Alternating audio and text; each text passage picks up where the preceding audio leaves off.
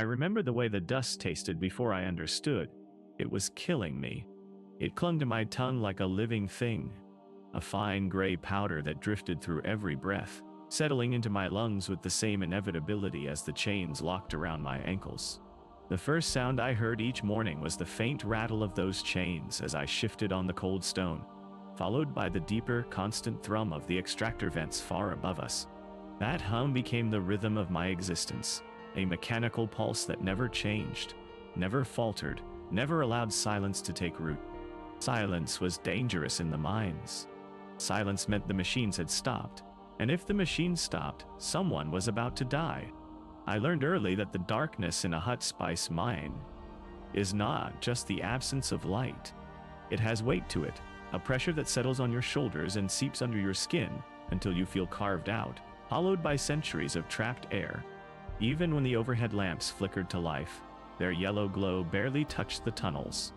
We lived in perpetual dusk, the walls breathing dust back at us with every exhale. I used to think the dust moved on its own, swirling in patterns that made no sense, folding around itself like smoke from an unseen fire.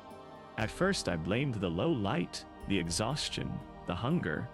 Later, when the hallucinations became more frequent, I stopped looking for explanations. A Hutt mine does not need to break you quickly. It just waits. Thus, the genius of their design. Every corridor loops just slightly, every chamber angles down by degrees too small to notice at first. And the absence of markers means you start to lose your sense of direction, long before you realize something is wrong. The spice veins glow faintly in the rock, but never in the same way twice. I remember trying to memorize the shapes when I first arrived. The curve of a tunnel, the jagged split in a wall, the way certain deposits caught the light. By the end of the first month, those details slipped through my mind like sand. The more I tried to hold on to them, the more I felt them dissolving. They called our section Red Vein 9, though none of us saw the color red down there. Everything was gray or yellow, or the dim orange of emergency lamps. The name probably came from some old survey long before Hutt bought the claim and converted it into what they considered coefficient labor operations. That is the term one of the guards used the day they dragged me down the freight shaft. Efficient labor operations. Warn? I was still stupid enough then to think I might be transferred somewhere else if I worked hard. Somewhere that felt less like the galaxy had forgotten it existed. We woke, if you could call it waking, when the alarms buzzed through the tunnels. I slept fitfully, dreaming in fragments, heat on my face, the smell of coolant from the extractor engines, the faint metallic taste of blood I could never place. When the alarm hit, there was a moment of disorientation where I could not distinguish dream from memory. The rumble of boots on metal grated through the ceiling as the overseers moved into position. Then the vents roared to life, blasting cool air through the tunnels to clear enough dust for us to breathe during the long shifts ahead. The dust never truly left the air. It just moved aside temporarily, swirling around us like it was listening. That first breath always felt like swallowing ice. The ventilation air came from surface intakes exposed to the morning chill, sinking down through kilometers of piping until it blasted into our chambers. It smelled like metal and ozone. That smell became another constant in my life, the pairing to the hum of the extractor, cold air and mechanical heartbeat, the two forces that kept us alive, and reminded us we were owned. I learned not to cough. Coughing signaled weakness, and weakness attracted attention. Wow. The overseers were patient creatures. Most were Nikto or Tatooinians, bought cheaply by the Hutts for their ability to work long hours without questioning orders. They carried stun pikes and wore breath masks that vented the dust away from their mouths. I hated those masks. The wide black lenses made it hard to see where they were looking, and the respirators distorted their voices into mechanical growls. They sounded less like guards and more like predators marking their territory. My first shift started with the clang of the work harness locking around my torso. The harness dug into my ribs, squeezing so tightly I could feel each breath scrape down my throat. I was not used to the weight. The tool rig strapped to it held an extractor bit and a scanner paddle, both connected by thick cables to the portable power cell strapped to my back. Every movement pulled on the cables. Every misstep risked tangling them on sharp rock. I learned the rhythm quickly. All lean, brace, drill, withdraw, breathe, repeat, until the dust in your lungs turns heavy and warm. We worked until we forgot we were working. That was the point. When you lose sense of time, you stop counting the hours. And when you stop counting the hours, you stop thinking about escape. The spice itself glowed faintly, like dying embers embedded in the rock. Rubat red, they called it, though it looked more like molten stone cooling under the surface. I learned to recognize the types of powder veins, shard clusters, filament threads. Each had a different yield, a different weight, a different scent.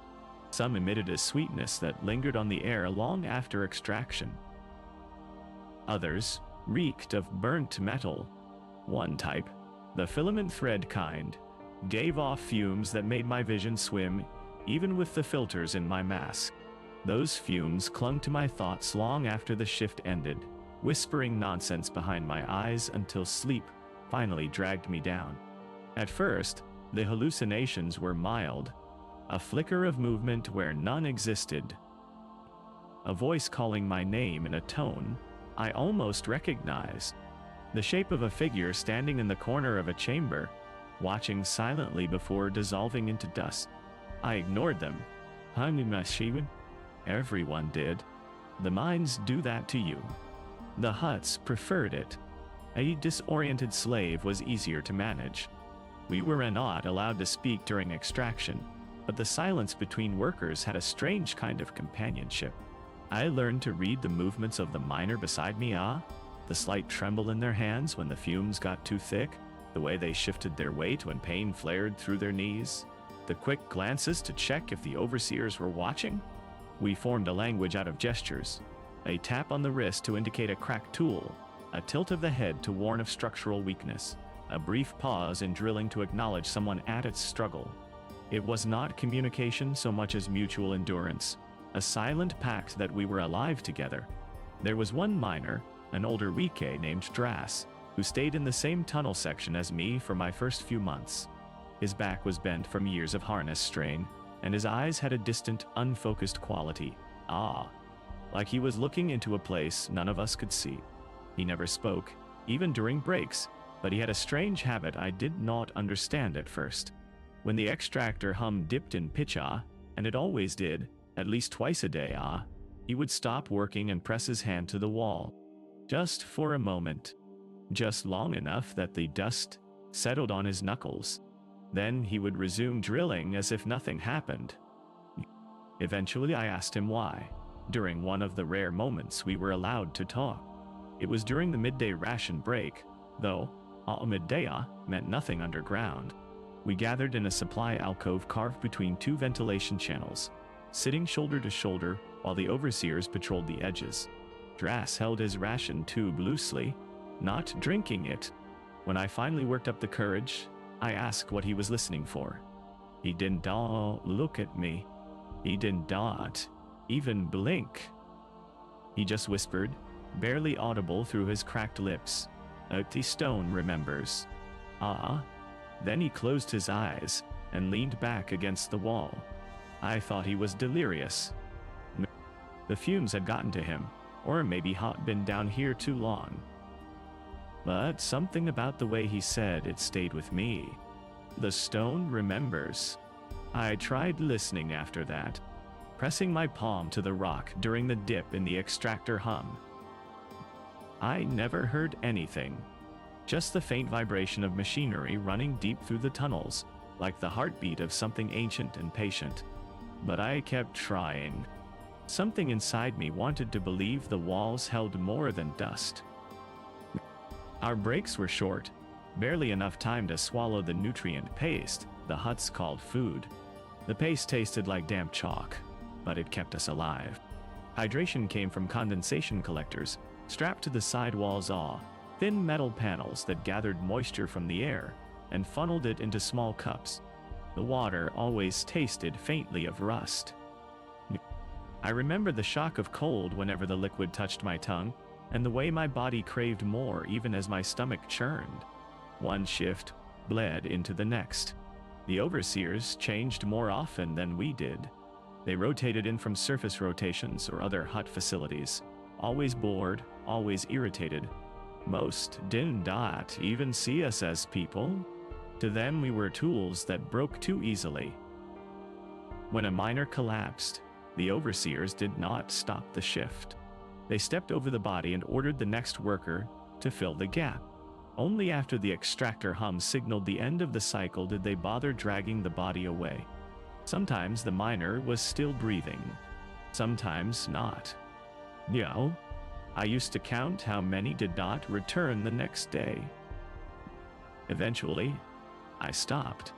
The count became another form of hope, and hope was a liability. The hallucinations worsened in the third month.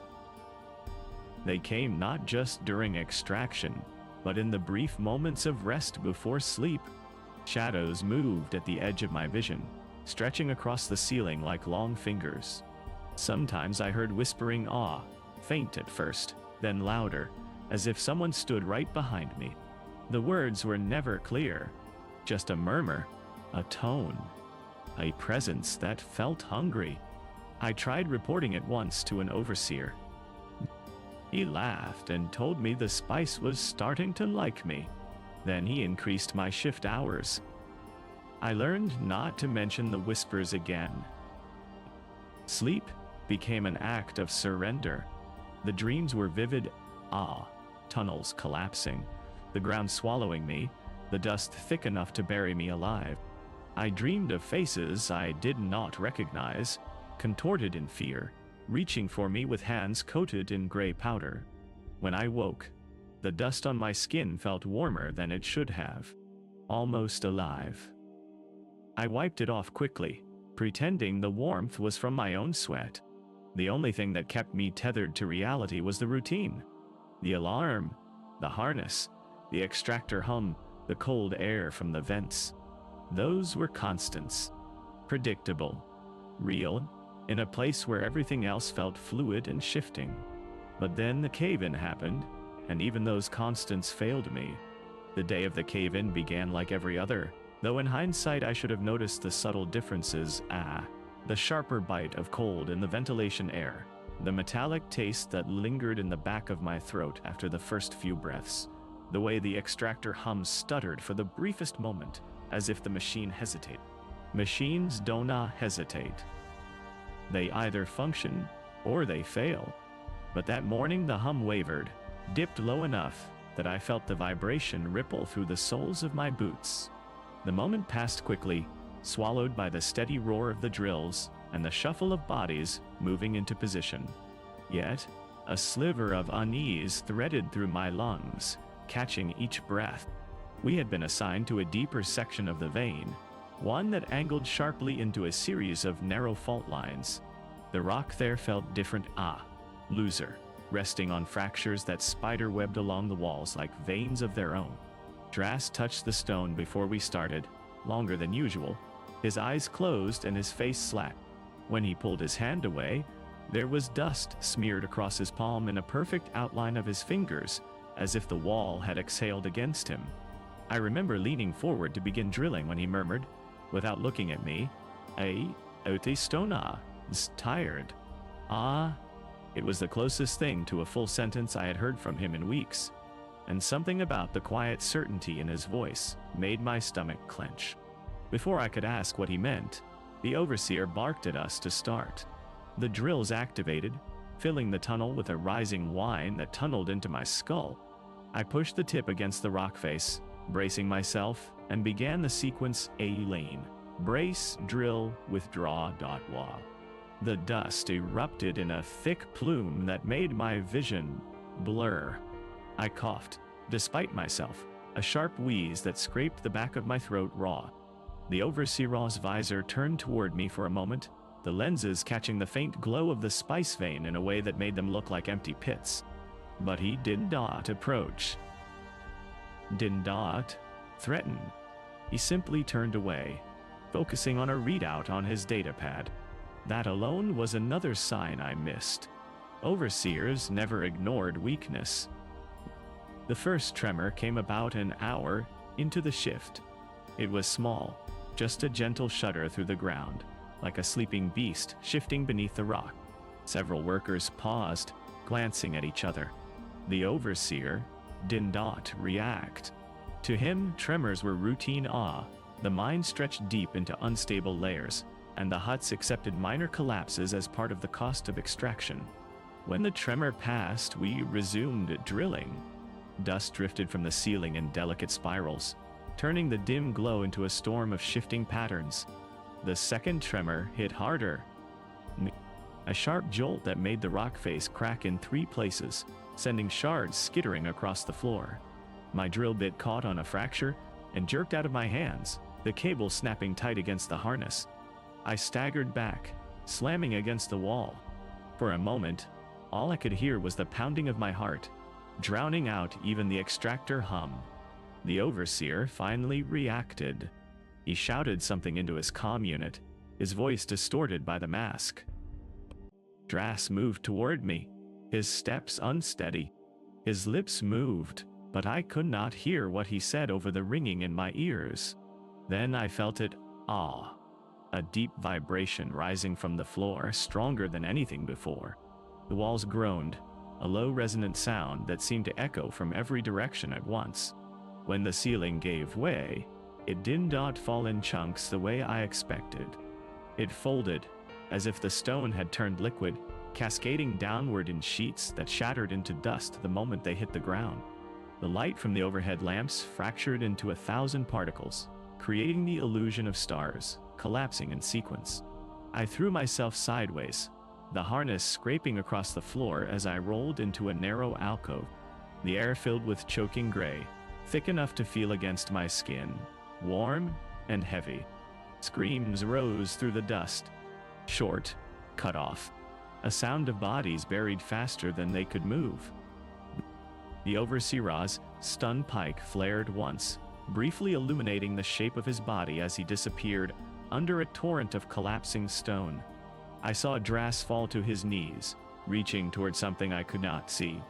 His hand vanished first, swallowed by the cloud, then the rest of him.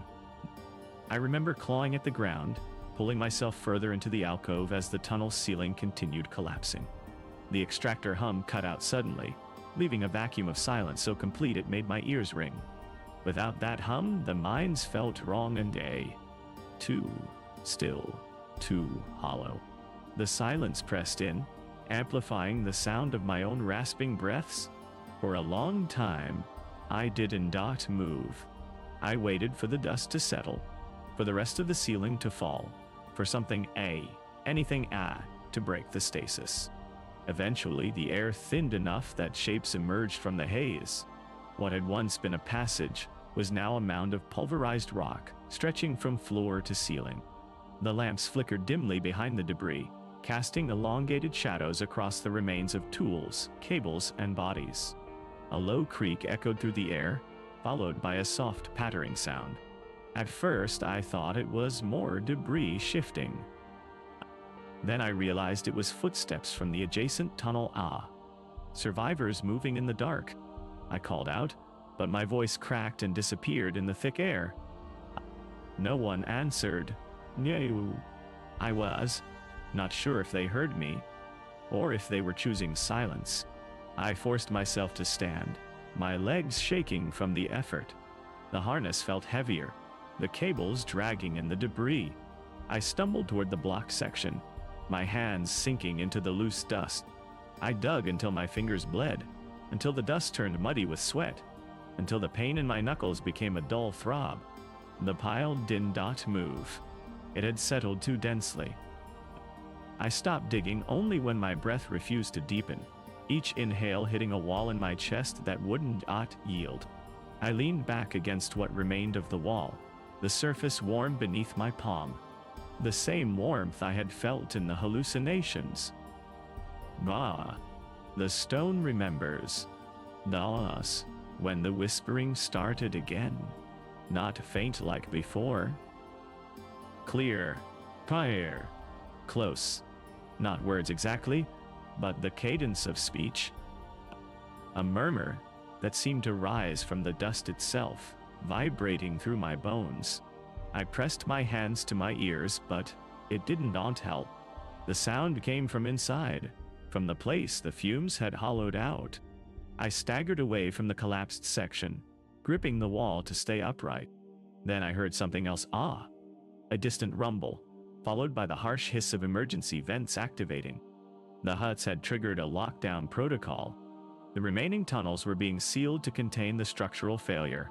Anyone caught in the wrong section would suffocate long before rescue crews arrived.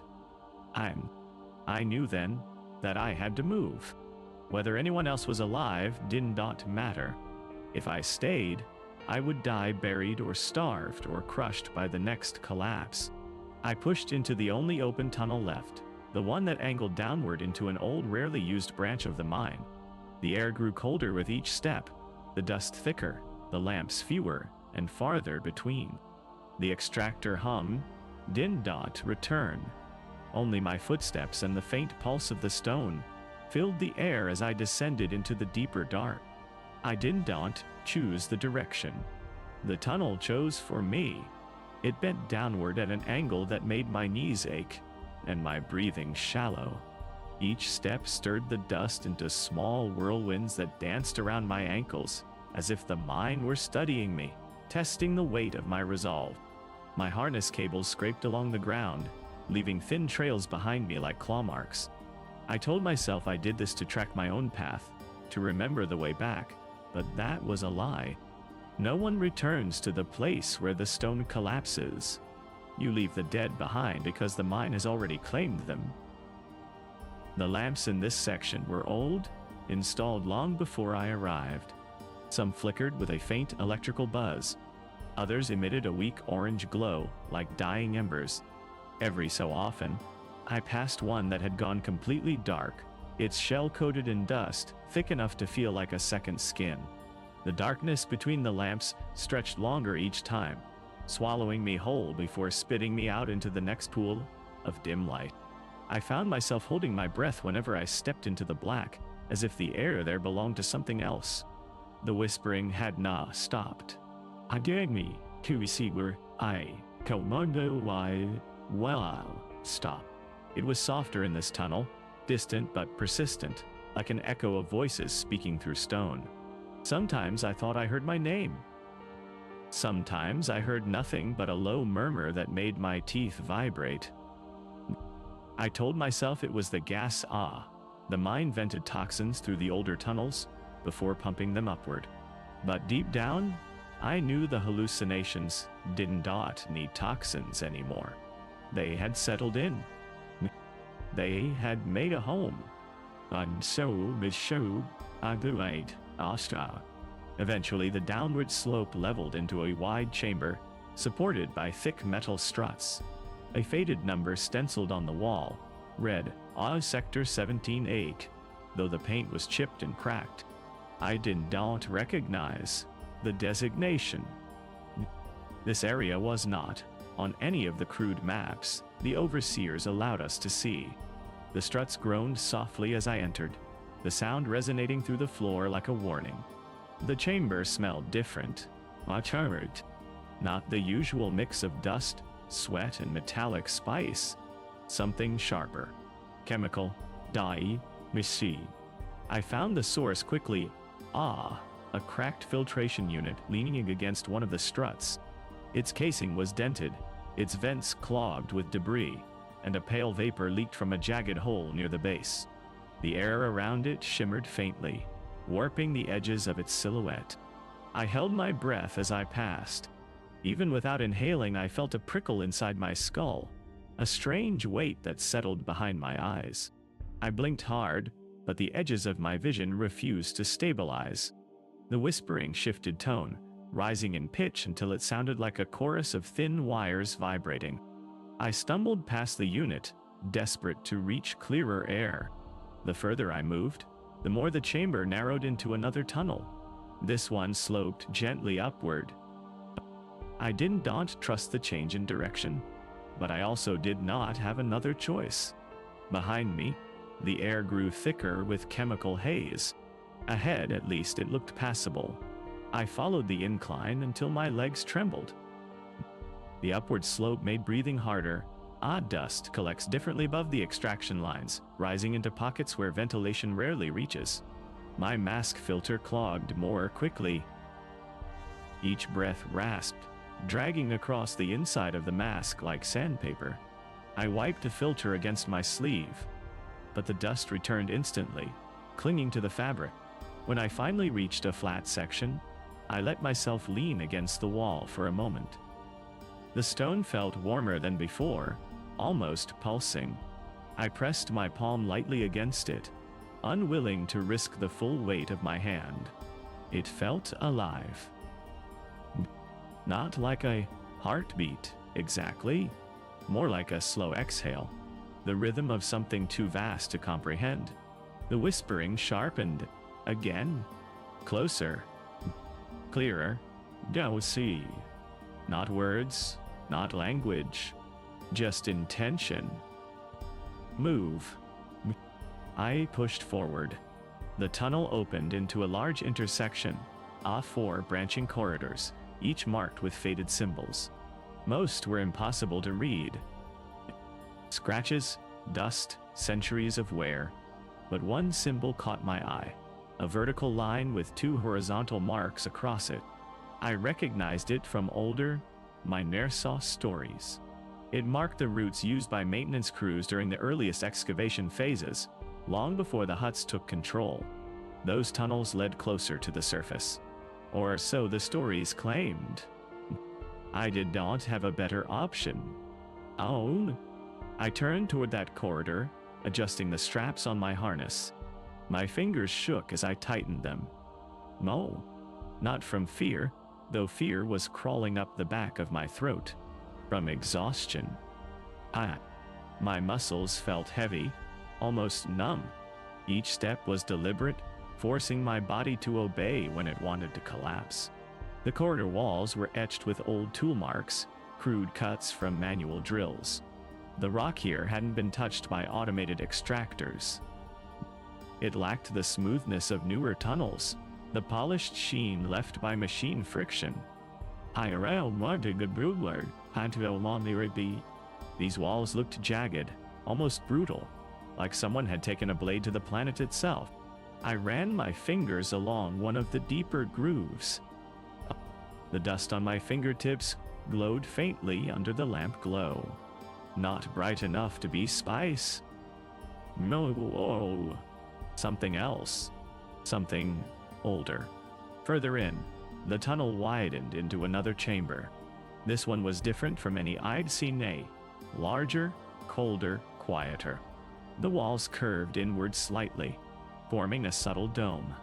At the center stood a metal pillar, thick cables snaking from its base into the floor. A control panel was embedded on one side, lights flickering weakly. I approached cautiously. Control panels meant systems. Systems meant power. Power meant connection to active mine infrastructure. If I could reroute a signal or trigger an emergency or force a shift alert, a miner might survive long enough for someone to find them. Down? Or a slave might remain buried where they fell until the next rotation deemed it cost-effective to retrieve the corpses. Still, I touched the panel. The screen flickered under my fingertips, struggling to render text through decades of dust. Shapes formed. Glyphs. Then a rough interface appeared, half the characters unreadable. Sector 17. A-Yower. Vent. Override. Seal integrity. Manual release. The words swam in front of me, the edges bending slightly. The chemical fumes must still have been in my system because the letters looked like they were moving. Curling. Breathing. I tried focusing on one line at a time. A manual releaser stood out, a function likely tied to the sealed sections. If I could activate it, maybe I could open a barrier somewhere. Maybe I could reach an emergency ladder. Maybe the surface was not as impossible as the overseers claimed. My fingers hovered over the control. The whispering grew louder, not from behind me, from inside the panel. I recoiled, stumbling backward. My shoulder hit the wall with enough force to knock dust loose in a soft plume. The whispering did not fade. It pressed closer, as if emerging through microfractures in the metal. I clutched my head, squeezing my temples until pain flashed bright behind my eyes. Then, the extractor hum returned, faint at first. Wah, a distant vibration. But growing. The machines were starting back up. That meant the collapse had stabilized enough for power to be rerouted. The overseers, the guards, the entire operation would be moving to re-establish control of the tunnels. If they found me here, in an unauthorized sector, away from my assigned extraction point, I would not be taken back to the line. I would be discarded. Quietly, efficiently. No, tools that wander are replaced. I forced myself toward the control panel again, ignoring the rising nausea, the burning in my lungs, the whispering twisting around each breath. Manual release. I pressed it. Something deep beneath the floor shifted, a heavy grinding mechanism that vibrated through my boots. The pillar lights flickered violently, then steadied. The tunnel beyond the chamber exhaled a gust of cooler air, faint but unmistakable. A door had opened somewhere, not behind me, above. I ran. I did not think about Drass. I did not think about the dead, or the whispers, or the stone. I did not think about what waited at the top, or whether the air above would be any kinder. I only thought about movement, about the trembling in my legs, the burning in my throat, the pounding of my heart trying to outrun the dust lodged deep inside me. The tunnel angled upward, narrower than before. The lamps here were spaced farther apart, forcing me into long stretches of darkness. I did not slow.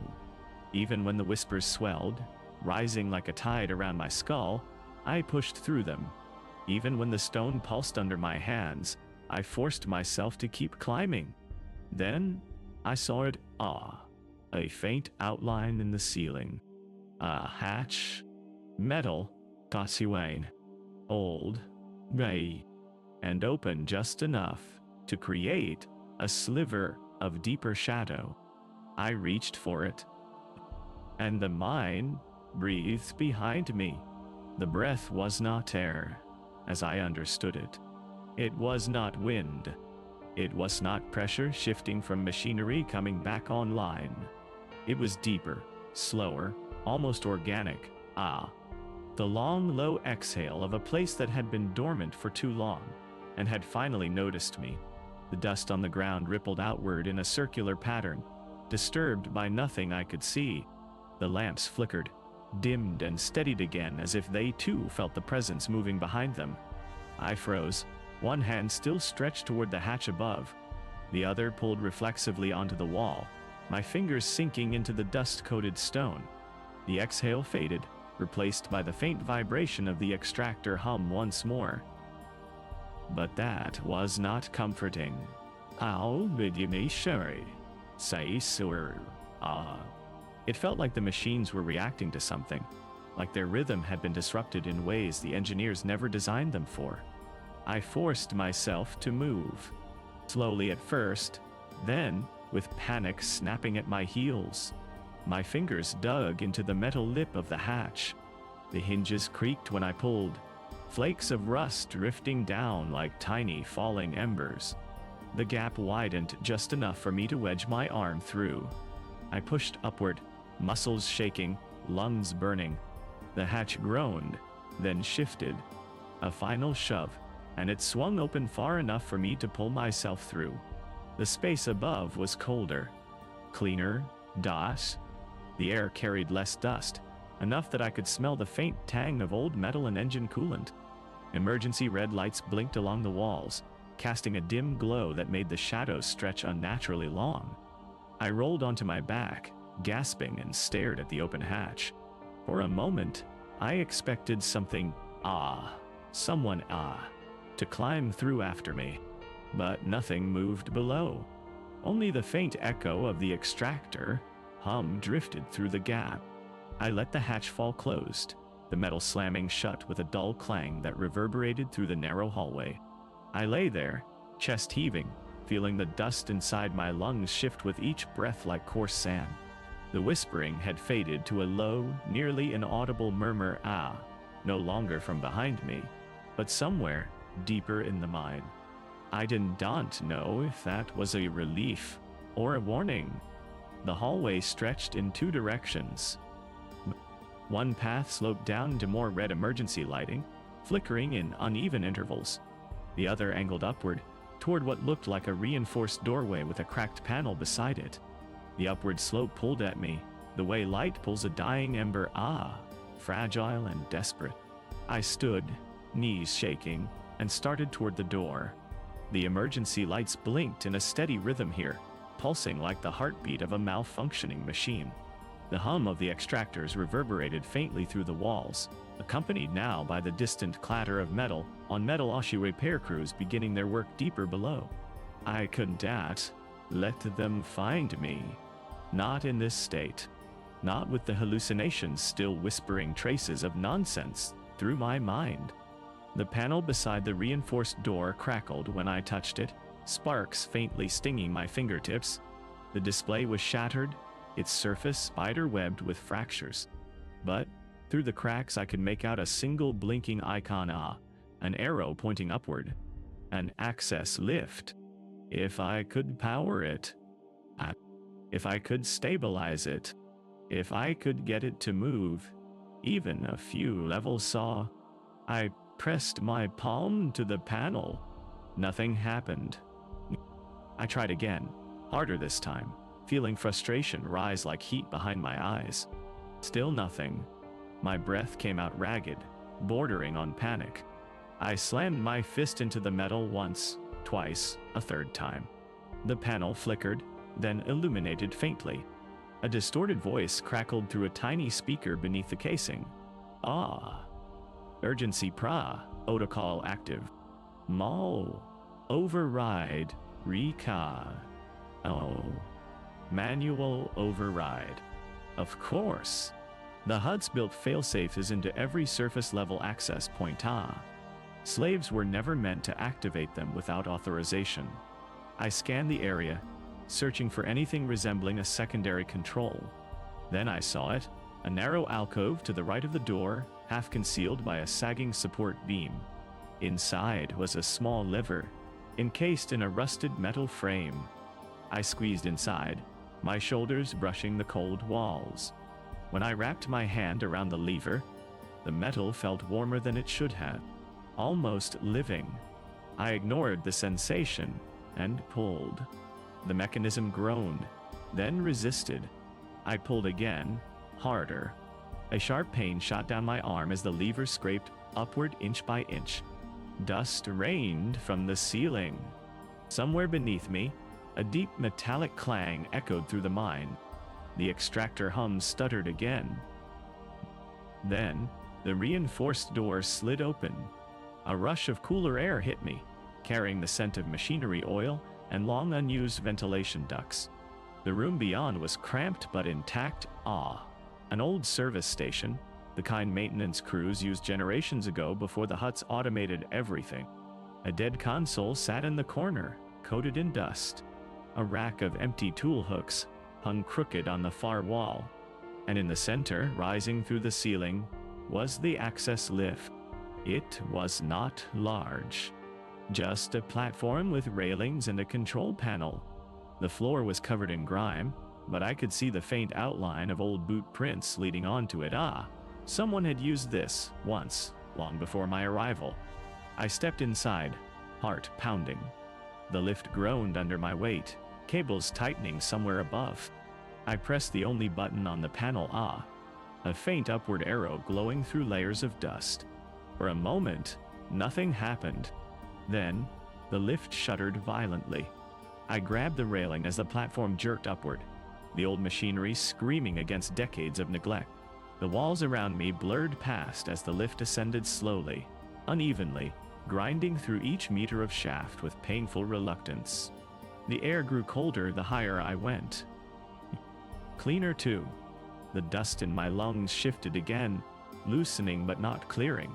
Halfway up, the lift stalled. The lights flickered, then dimmed. A long moment of silence stretched between the metal groans. Then I heard it. Below. Not breathing this time. Movement. Heavy, dragging movement. Something shifting in the dark of the shaft. Something climbing. I gripped the railing tighter, knuckles turning white beneath the dust. The lift creaked as the cables strained. The panel lights flickered again, sputtering like dying fireflies. I slammed my fist on the control panel, hitting the upward button repeatedly. The machinery responded with a painful metallic grind. The platform lurched upward another meter. Then, 2. Then stopped again. The movement below grew louder, scraping, dragging, a rhythmic contact of something solid against the walls of the shaft. I did not look down. I couldn't at. Instead, I pressed my body against the railing and hit the button again, holding it down with both hands, as if pressure alone could force the mechanism into obedience. A final shudder, a scream of metal, and the lift surged upward for the last few meters. Oh! The platform slammed against the ceiling hatch. The impact knocked me off my feet, sending me crashing to the floor. The lights blinked out. For a moment, the shaft plunged into darkness so absolute it felt like the entire mine had collapsed around me. Then, the ceiling hatch clicked, and a thin line of white light split the darkness. I crawled toward it, lungs burning, dust swirling around me in faint luminous streams. My hands found the hatch handle. I pushed. I knew. It resisted. I pushed harder, every muscle in my body screaming from fatigue. The metal bent. Why? Groaned. Then gave way. I dragged myself up through the opening. Rye. The air that hit me was not clean. Not truly. It still carried the bite of machinery, the dryness of recycled oxygen. But compared to the mines, it felt like the first breath I had taken in my entire life. I pulled myself fully out of the shaft. And for the first time, since I had been dragged, below ground Tahan, I saw light. Not lamplight. Not emergency beacons. Sunlight. D. Filtered through layers of durasteel grating and thick industrial glass. Pale Tatooine. Weak. Dull. But real. I lay there staring at it, my chest rising and falling with shallow, fragile breaths. Then I heard a door hiss open behind me. And boots stepped slowly into the room. The boots stopped just inside the threshold. Not rushing, not hesitant, but deliberate. Heavy soles on metal, the kind worn by someone who did not expect to be challenged.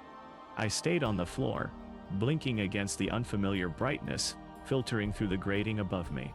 My lungs burned with every breath, each inhale a reminder of the dust that had carved itself into the tender spaces of my chest. The urge to cough pressed up my throat, but instinct pinned it down. Sound attracted attention in the mines. Attention never brought mercy. The figure did not speak at first. The boots shifted slightly, weight adjusting. A faint mechanical click followed a rebreather calibrating. Not one of the overseer saw masks. The pitch was different, softer, more regulated. Maintenance crews had similar equipment, but maintenance crews were not allowed weapons, and I could feel the outline of one hanging from the figurehead's belt, even without turning around. A soft, metallic chime echoed. A datapad activating. Then a voice, filtered, bored, and precise. You are not supposed to be here. Or maybe, My pulse spiked sharply, a cold bolt running up my spine. I pushed myself up slowly, my limbs trembling with effort. When I managed to sit, I turned just enough to glimpse the person standing in the doorway. A human male, mid-40s, maybe older. Hard to tell through the mask. His uniform was cleaner than anything seen in the mind's eye. Dark green with yellow insignia, stitched in fading threads. Heavy gloves covered his hands, and a compact blaster pistol hung at his hip. His visor lenses reflected the dim emergency lights, giving him an insect-like stare. A mid-tier operations officer. The kind the Hutts use to manage surface infrastructure. He looked me over for a moment, scanning from my dust-caked boots to the torn straps of my harness, the dried blood on my knuckles, the clouded sheen of my mask filter. He was not shocked.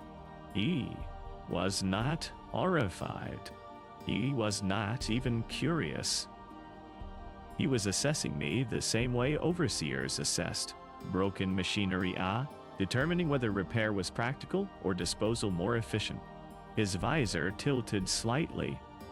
Slave registry tag? He asked. My throat tightened. My tag was gone. Torn free during the cave-in. I shook my head. He tapped something on his datapad. When registered in this sector. Unauthorized presence. Likely breach of assigned extraction point. Now into he paused. Ahoido. You require medical containment. The question was kindness. Containment meant sedation. Sedation meant I ought wake up back underground, chained to a fresh harness with a new tag embedded under my skin. I forced my voice to work. It rasped out, barely audible. Akalepsia.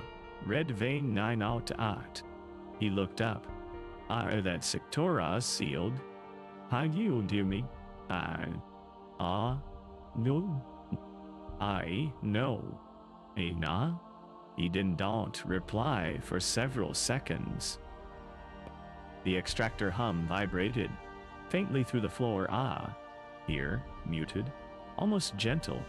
The sunlight above cast a pale grid across the room, the beams cutting through drifting dust like thin blades. You should not have survived that, he said finally. I didn't respond. I was not sure I had survived. Not truly. His gloved fingers tightened around the datapad, the leather creaking. Then he stepped forward and crouched slightly, bringing his visor closer to my faceplate. I held still. His voice lowered to something almost resembling thoughtfulness. Heath, I report you. Your fate is certain. Another long pause. If I do not report you, mine is. The room felt colder suddenly. Not from airflow, from the truth settling in. I was not a person here. I was liability versus risk. He stood again, exhaling through the mask. The sound was steady, controlled, not like the ragged breathing of miners. He turned away from me and walked toward the lift shaft, scanning the controls. His datapad chirped softly as he input commands. Are you activated an old emergency line? He said without looking back. Is Sector 17? Those systems were decommissioned decades ago. Another beep. I ain't doing so. You tripped a surface alert? No. My stomach dropped. I alert? Nothing significant on, he said casually. Just a disturbance marker, died cow. The Hutts prefer disturbances to be erased. A thrill of cold ran through my spine. He turned back toward me. If anyone else responds before I finalize the classification, your survival will be temporary. He approached me again, kneeling once more, but this time he tapped a button on the side of my mask. The filter hissed, valves adjusting. Cleaner air flooded in, shocking my lungs with its purity. Shri, breathing. I gasped. Instantly, my head spun. The sensation was violent, like stepping from underwater into frozen wind. My chest burned, unused to the influx of oxygen untainted by dust. My vision wavered. He watched, unmoving, assessing how quickly my body stabilized. You are saturated with particulate awe, he said. Yastung? Espis dust. Dei? Likely hallucinations, respiratory degradation, neural residue. He paused. Are you, dying? Well, I didn't have the strength to deny it. The dust inside me felt molten, shifting with each breath. But he continued, standing again. There are protocols. He walked to the control console near the wall, wiped the dust with one swipe, and activated it. Lights flickered to life. Green, orange, then a single red indicator flashing in steady intervals. He leaned over the screen, studying it. I can erase the alert out, he said, almost to himself. Flag. The disturbance as seismic. Close the incident. He tapped several commands. I classify you as lost. Nothing more. I blinked, not understanding. He turned to me. Officially lost, he said. You are no longer tracked. The meaning hit slowly, sinking into the cracks of my exhausted mind. Lost meant unaccounted for. Unaccounted for meant free. A dry, unstable breath escaped me. Something between shock and disbelief. But his tone hardened. Understand this. If you leave, you do not come back. The Hutts do not forget. They do not forgive. They do not tolerate loose property. He tapped his visor. You inhaled enough dust that you all be dead in months without treatment. And treatment is not free. I swallowed hard. The truth felt heavier than the dust. He stepped away from the console. There's a surface vent tower 2 levels up. It leads outside the perimeter. If anyone sees you, you be shot. If the Hutts capture you, you be returned to the mines until your lungs collapse. He paused, letting the words sink in. If you die in the wastes, no one will know. No. He adjusted his gloves, then walked toward the doorway. I can keep the alert suppressed for 10 minutes. After that, it auto-refreshes. He paused at the threshold. For what Eton's worth, he said softly. Most never make it this far. Then he stepped through the door and left me alone. I stared at the sunlight above, the faint warmth touching my cheek through the dust on my mask. My hands trembled uncontrollably. My breath shook, half from clean air, half from something else. Something unfamiliar. Possibility. Die.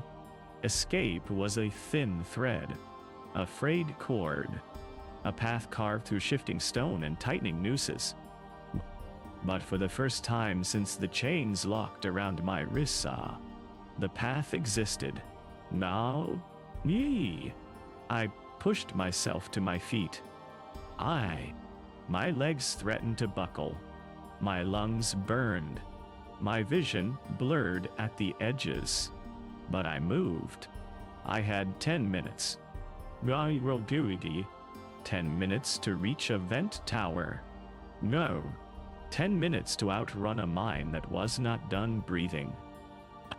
10 minutes to stop being owned. I moved toward the door the officer had taken. And behind me, deep in the mine, the whispering began again. Not angry, not pleading, calling me back. The whispering followed me into the corridor, not with urgency, but with the slow, inevitable patience of something that had watched countless people try and fail to climb their way out of its lungs. It drifted along the metal walls, threading through cracks and ventilation seams, always close enough to feel like a presence just behind my shoulder. I did not look back. I knew better than to give shape to things that were meant to remain shapeless. The hallway angled upward in a long, narrow incline. Emergency lights flickered on either side, bathing everything in a dull red glow. My shadow stretched and collapsed with each step I took, the silhouette of the harness cables twisting across the walls like tangled veins. The officer was gone. No sign of him, no footsteps, no voice. Hutt given me the direction, and then Hutt vanished as if he were just another hallucination drifting through the collapse of my mind. I followed the incline until my lungs felt ready to burst. Clean air did not feel clean inside me. It scraped the contaminated dust deeper, waking up places in my chest I had not felt in months. I pressed one hand to the wall to steady myself. The metal felt cold, but beneath that cold was the faint, rhythmic vibration of machines adjusting, rerouting power, sealing sections behind me. They were returning the mine to order. And I was not part of that order anymore. A faint tremor rolled through the floor, and the whispering deepened. The walls vibrated. For a moment I felt the stone beneath the metal old, tired, shifting. The cave-in had weakened the structure in ways the Hutts would not discover for weeks. Maybe months. The mine was not just collapsing physically. It was collapsing inward, breathing out the remnants of those who had lived and died in its depths. I forced myself forward. The incline eventually ended at a reinforced blast door. This one was older, rusted hinges, pitted surface, streaked with mineral residue from the mine's earliest days. A triangular hazard symbol had been etched into it long ago, half erased by time. I reached for the panel beside it, expecting failure. But when my fingers brushed the cracked surface, the door juddered and slid halfway open. Cold air hit me, sharper than before. The scent of exposed metal and stale wind. The room beyond was dimly lit, but spacious enough to echo faintly with each breath I took. A cluster of ventilation pipes lined the ceiling, rising into a massive vertical shaft. A ladder ran up the far wall, stretching into the shadows above. The vent tower. It was not elegant. It was not safe. The ladder looked older than the rest of the facility, its rungs coated in grime, some bent, some cracked. But it was a path upward, and upward meant sky. I stepped inside, the door hissing shut behind me with an ominous finality. The whispering slipped under the doorframe as if drawn by instinct, muffled but persistent. It was not trying to stop me. That was the strangest part. It felt curious, as if the mind was watching to see whether something so small and exhausted could truly leave it behind. I approached the ladder, placing one hand on the lowest rung. My fingers trembled. From weakness or fear, I could not tell. The metal felt brittle, flaking under my grip. I climbed anyway, one rung at a time, one breath at a time.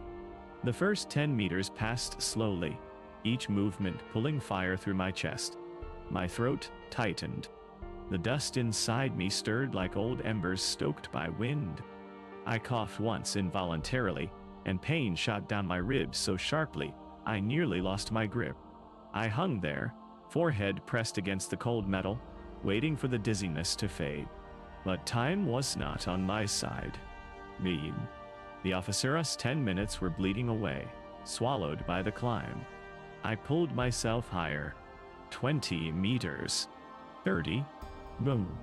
The shaft narrowed as I ascended, the walls closing in around me, until the echo of my breathing bounced back like a second presence. The emergency lights faded, replaced by faint natural light filtering through the ventilation grates above. It was not much all, a pale suggestion of day beyond Steel, but it was enough. Halfway up, a deep groan rolled through the tower. The rungs vibrated. I froze. Then something below shifted. Not machinery. I mustn't. Something hides, alive. A dragging sound. Slow. Rhythmic. Die. It echoed up the shaft. A scrape of weight against metal, too distinct to be a hallucination. My pulse hammered so hard, I felt the ladder shake in time with it. I didn't look down. I didn't dare. If I saw something moving in the darkness below, whether real or imagined, my grip might fail entirely. I climbed faster, ignoring the burning in my arms, the fire in my lungs, the tremble in my legs. Dust flaked from my clothes, falling past me in a cascade that drifted into the darkness below like ash. The dragging sound grew softer. Fainter. Dust. Eventually it disappeared entirely. But I did not. Slow. Not yet. After what felt like an eternity, my hand brushed a final rung. Wider, thicker, leading to a grated platform. Sunlight touched my fingers, warm and unreal. I pulled myself onto the platform and collapsed against the wall, chest heaving. The vent grating above was angled, bolted into place, but loose enough to shift under pressure. Outside, through the mesh, I saw sky. A muted sky, dulled by layers of industrial haze and atmospheric pollution. But it was sky, open and endless compared to the crawling claustrophobia of the mines. I dragged myself upright, reached for the grating, and pushed. It moved. Just a few centimeters at first. A screech of rusted bolts, protesting the intrusion. I shoved harder, teeth clenched, muscles shaking. The grate popped free on one side, slamming upward with a burst of cold desert wind. I sucked in the air greedily, coughing as it tore into my lungs. But the wind was clean, compared to the mines. Bitter, sharp, carrying the scent of heat and distant sand. I climbed through the opening and collapsed onto rough grating atop the vent tower. The surface. Wide industrial expanse stretched before me. All pipes, catwalks, rusted machinery, heat vents spitting vapor into the sky. Beyond the facility perimeter, jagged desert cliffs rose against the horizon like broken teeth. The sun hung low, filtered through a thick veil of dust storms far in the distance. I had made it. I had actually made it. I lay there, staring at the orange-tinted clouds, my breath shallow but steady, my heart pounding in a rhythm that no longer matched the extractor hum. For the first time, I could not hear the mines breathing. But then, a different sound reached me. A muffled alarm, barely audible. Then another. Distant. Dot. Approaching. Under there you enter me. I held the mobile off. I'm gal. Somewhere behind me, doors were opening. The Hutt suppression of the disturbance alertat had expired, and now the facility knew someone was loose. I forced myself upright, vision swimming, limbs trembling. Freedom was not waiting for me. Freedom had to be taken. I staggered to my feet. I had minutes, maybe less, but I was not underground anymore. The mine could not pull me back. Not unless I let it. And I had no intention of ever letting it.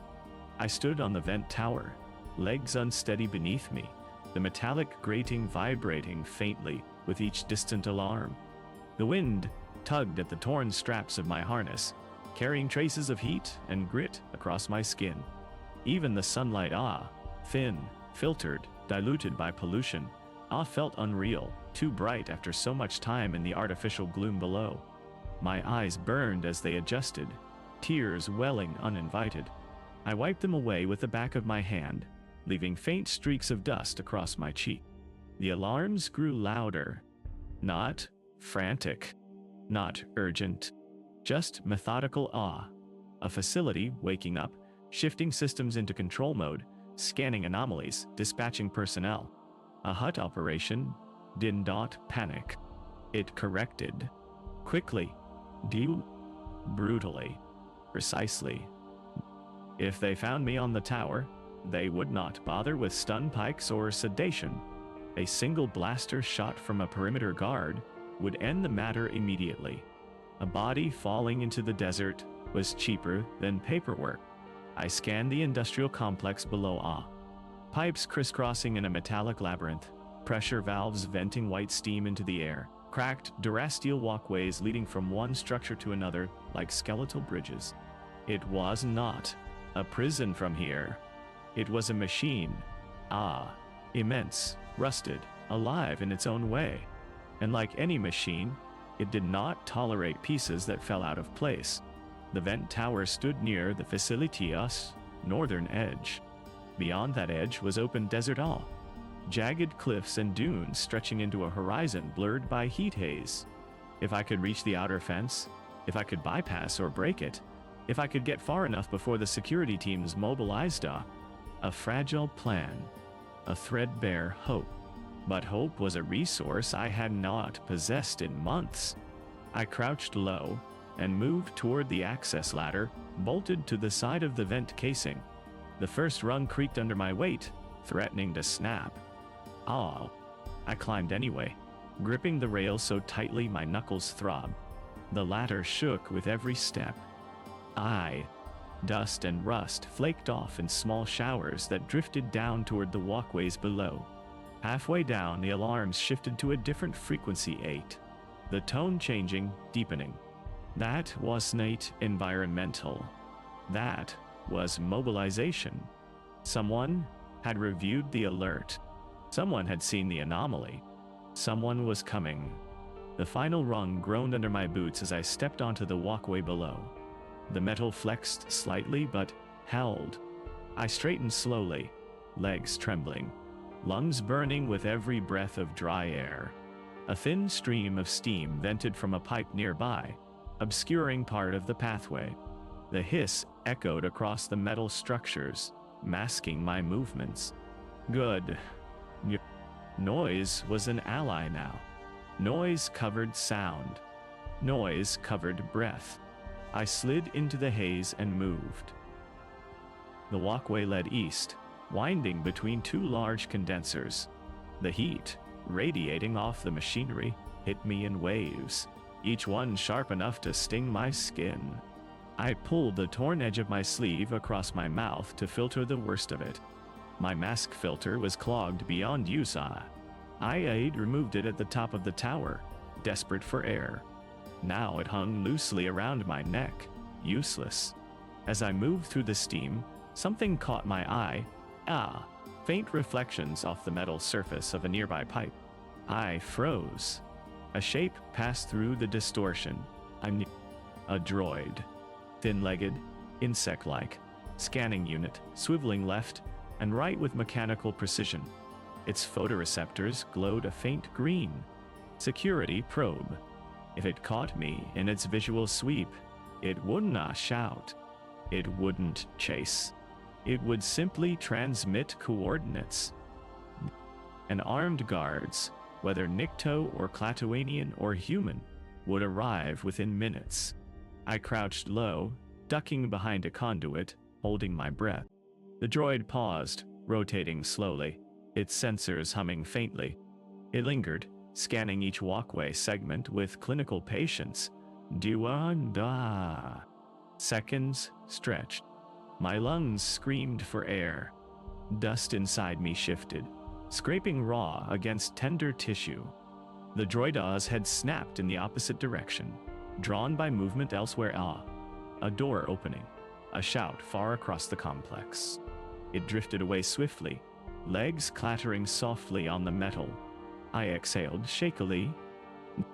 My heart pounded hard enough that the grating beneath me vibrated faintly.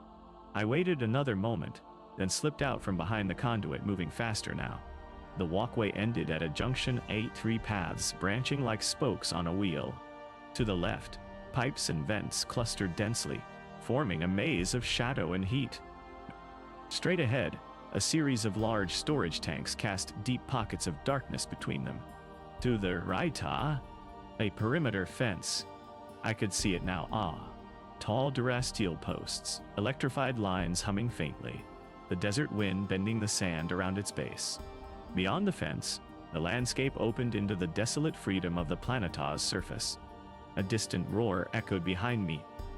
The unmistakable grind of a transport skiff powering up. Security patrol. They were mobilizing faster than I expected. I took the right path, keeping low, letting the shadows swallow me when possible. The sun above was harsh, but industrial structures cast long angles of shade. I moved through them like a half-broken shadow myself, body aching with every step, lungs burning with chemical residue. As I neared the perimeter, the alarms shifted again, shorter intervals, sharper tone. The pattern meant something specific. I'd heard it once when a worker tried to escape months ago. Asset breach. Lethal force authorized. My blood ran cold. I pressed forward. The fence loomed ahead, close enough to feel the hum of energy vibrating through the wires. No guard towers, The Hutts relied on motion sensors and shock fields more than personnel at the surface. Cheaper. More efficient. I scanned the base of the fence. Sand piled against the lower struts. Old. Shifted by storms, partially burying the lowest wires. My mind raced. If the sand was deep enough, the energy field might weaken near the ground. Not enough to be safe, but enough to reduce the blast. Enough to survive crossing. Maybe. Behind me, approaching footsteps echoed on metal. Not a guard, but a team. More than one. Fast. I slid down the sloped walkway, boots skidding in the dust. The outer level was lower, built into the edge of the complex. Only a few meters separated me from open desert. The footsteps grew louder. Voices shouted, "No." Then a blaster bolt struck the walkway near my head, sending a spray of sparks across my vision. They had eyes on me. I threw myself against the sandbank at the fence's base. My fingers dug into the hot, shifting grains, pulling myself closer. The hum of the fence vibrated through the ground, singing like a faint electrical howl. My heart pounded in time with it. Another bolt streaked past, scorching the sand beside my elbow. I pressed my body into the dune, breath ragged, throat raw. No time to think. No time to test. I buried my hands into the sand, tunneling just enough space to slide under the lowest wire. The hum intensified, static dancing along my skin. If I made the wrong movement, if my back brushed the second wire, heat built around me, a growing cage of electricity waiting to strike. Voices shouted closer now. I squeezed my eyes shut. then pushed forward. The fence screamed against my skin. A burst of energy slamming through my muscles, tearing a cry from my chest I did not have breath for. My vision whitened. My limbs seized. Sand filled my mouth. My body convulsed, dragging me forward another inch before collapsing into a dead weight. Pain exploded, then faded into a spreading numbness. I did not know if I was past the fence. I did not know if I was alive. I only knew the next breath hurt less than the last. I opened my eyes. The fence was behind me.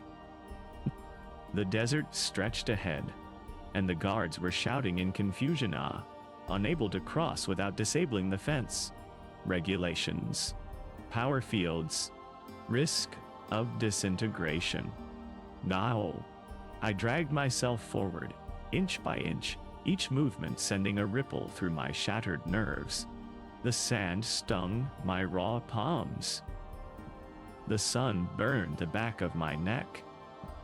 But I moved, because forward was the only direction not owned by the Hutts, the only direction not breathed by the mine, the only direction that felt like mine.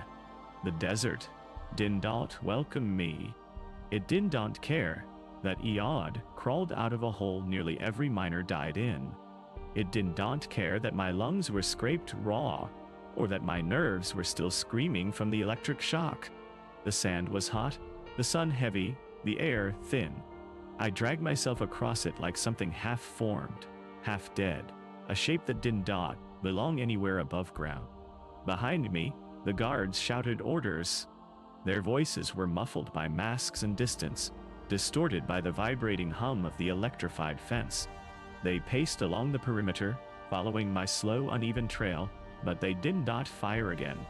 They were waiting for authorization. Or reinforcements. Or someone higher in the chain to decide what my worth was.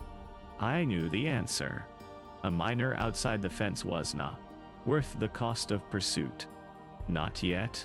Nay, not unless I survived long enough to matter. You? I pushed another handful of sand behind me and crawled forward. The dunes shifted under my weight, slipping away in cascades that erased my tracks as quickly as I made them. Useless. I was not trying to hide. I was trying to move. To keep the facility behind me. To make the mine small in the distance, even if it remained enormous inside my head. Heat shimmered across the sand. Every few breaths I saw something that was not there, the curve of a tunnel wall, the faint glow of spice veins, the silhouette of Drass pressing his hand to the stone. I blinked hard, and the mirages dissolved into the relentless light. The hallucinations were not gone. They were just wearing a new skin. A blast siren sounded from the facility. Short, y, flat, final, tal. I knew its meaning.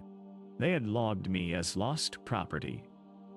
Not active, not present, not worth immediate recovery. One mo to mass weapon time. Just another miner swallowed by the desert. You. Officially, I no longer existed.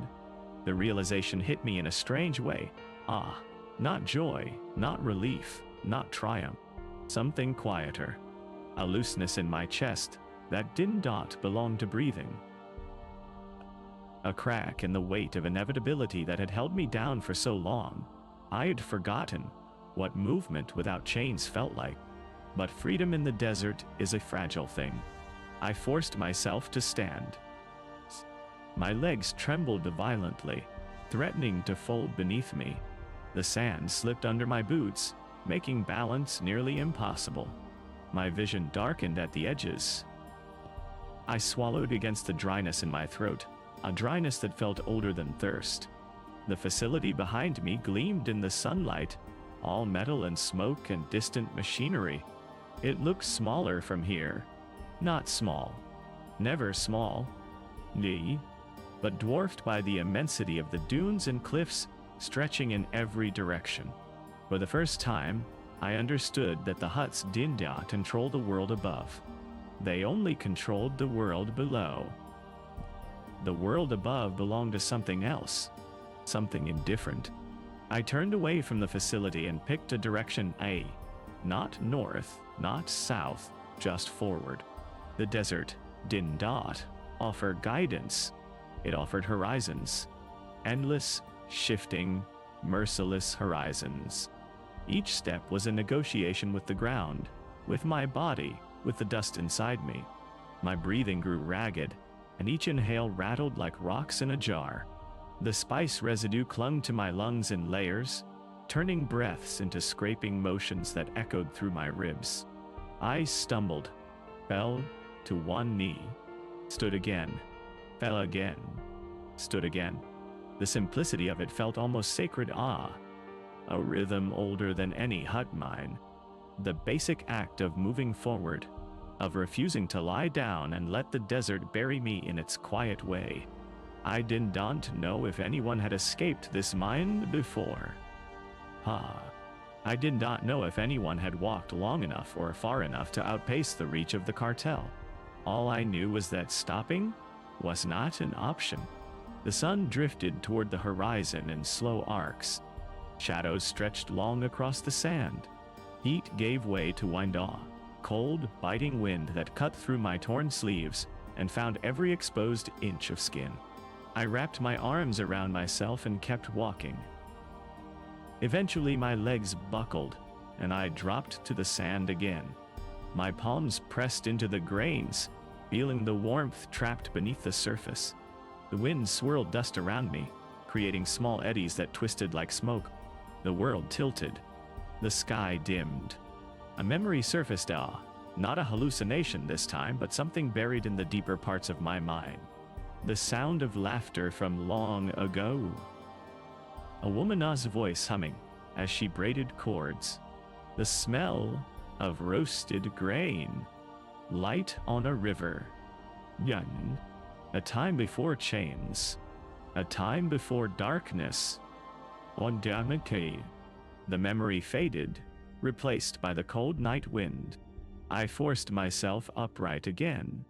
Ahead, the desert shifted, not physically, but in hue. A darker stretch of land. Dao. Something breaking the monotony of sand. I blinked against the wind and squinted. Rock formations. Shelter. Maybe caves. Maybe outcroppings. Maybe the barest hint of protection from the wind and cold. I leaned forward, willing my legs to move. 1 step, pot. 2, daughter. 9, 3, they serrated still lie. The world swayed, blurred, dissolved into streaks of light and shadow. But the formation drew closer. The whispering returned. Not behind me. No, not inside the mine. Inside my own lungs. The dust shifting. Speaking. Echoing the tunnels in each inhale, each exhale. Reminding me where I had been. Reminding me what still lived inside me. Reminding me that even if I escaped the mines, the mines had not entirely escaped me. I pushed harder, dragging myself toward the rocks like a dying creature crawling toward water. It has no guarantee of reaching. Wind roared across the dunes. My vision dimmed. The whispering grew softer. Then the sand beneath my feet changed texture. Firmer, cooler, anchored by stone beneath. I collapsed at the base of the first rock. The world tilted sideways, and darkness folded over me like a familiar blanket. But this time, I was not underground. The darkness did not feel the same on the surface. Underground, it pressed in from all sides, heavy, grainy, full of breath and echo and memory. Here, the darkness stretched outward, broader than anything Yad known. It was not confinement. It was distance. Cold, endless distance that swallowed sound as easily as it swallowed light. When consciousness returned, it arrived in fragments of thin slivers of sensation that drifted through a fog thick enough to swim in. Wind against my cheek. Sand shifting somewhere nearby. The sharp, metallic dryness in my throat. A fluttering in my chest where breath struggled to decide whether it wanted to keep going. I opened my eyes. The stars above were sharp and indifferent, thousands of white points scattered across a sky far too large. They did not flicker like the lamps in the mine. They did not hum. No, they did not vibrate with machinery. They simply existed, uncaring, unreachable, older than the mines, and older than the Hutts who claimed mastery over them. I tried sitting up, and pain flared across my ribs. Not a sharp pain, more like tearing cloth, thin fibers pulling apart. Every inhale rasped. Dust shifted inside me, reminding me it did not plan to leave. I pushed myself upright anyway. The rock formation around me loomed like jagged teeth rising from the desert floor. The shapes twisted into the sky, carving black silhouettes against the starlight. Cracks and crevices cut through them at sharp angles, offering potential shelter but also shadows deep enough to hide whatever lived out here. I leaned back against the stone, letting its coolness seep into my spine. The wind hissed between the rocks, carrying with it grains of sand and distant, animalistic cries. The desert had its own voices, its own warning calls, and its own predators. My fingers curled around the edge of my harness. The cables hung limp, useless. The power cell on my back was cracked, leaking faint warmth. A reminder that I was not just injured, was depleted. Beyond depleted, I needed water, shelter, rest, but above all, I needed distance from the mine. The facility, the guards who might yet decide a recovery operation, was worth the cost. The Hutts did not invest effort in retrieving lost slaves, unless someone higher in the chain demanded answers. If the officer below had erased the alert entirely, maybe the facility would move on. Maybe. But hope was a thin thread, too thin to rely on. I tilted my head back, studying the stars. In the mines, time did not exist. We lived in cycles defined only by alarms and extractor rhythms. Here, the sky pulsed with its own rhythm, slower, older, harder to measure, but the horizon still held a thin glow of fading daylight. Night had only just begun. I had hours until dawn. Hours to move, to find something resembling safety, to avoid freezing in the dropping temperature. The hallucinations returned softly at first, whispers threading through the wind, rising from the cracks in the stone. I knew they were not real. Not this time, but my body still reacted, breath catching, heart tightening. Are you, not underground, I whispered to myself, voice raw. Are you, not underground? Oh, no. The desert did not care what affirmations I tried to give myself. A sharp sound echoed from somewhere beyond the rocks. Not wind, not hallucination. A definite, deliberate sound, stones shifting under weight. I tensed, every muscle stiffening. Something moved at the edge of my vision, low to the ground, four-legged, a silhouette reflecting faint starlight. It paused, sniffed, moved closer. A desert scavenger, lean, sharp-boned, with eyes that glowed faintly green in the dark. It slunk closer, head low, tail twitching. It smelled weakness. It smelled blood. It smelled opportunity. I reached blindly for a loose rock, fingers closing around a stone barely bigger than my palm. I was not sure what I planned to do with it. I had no strength for throwing, no speed for running, But instinct demanded I prepare. The creature crept closer, paws silent on sand, eyes fixed on me. Another shape appeared behind it. And another.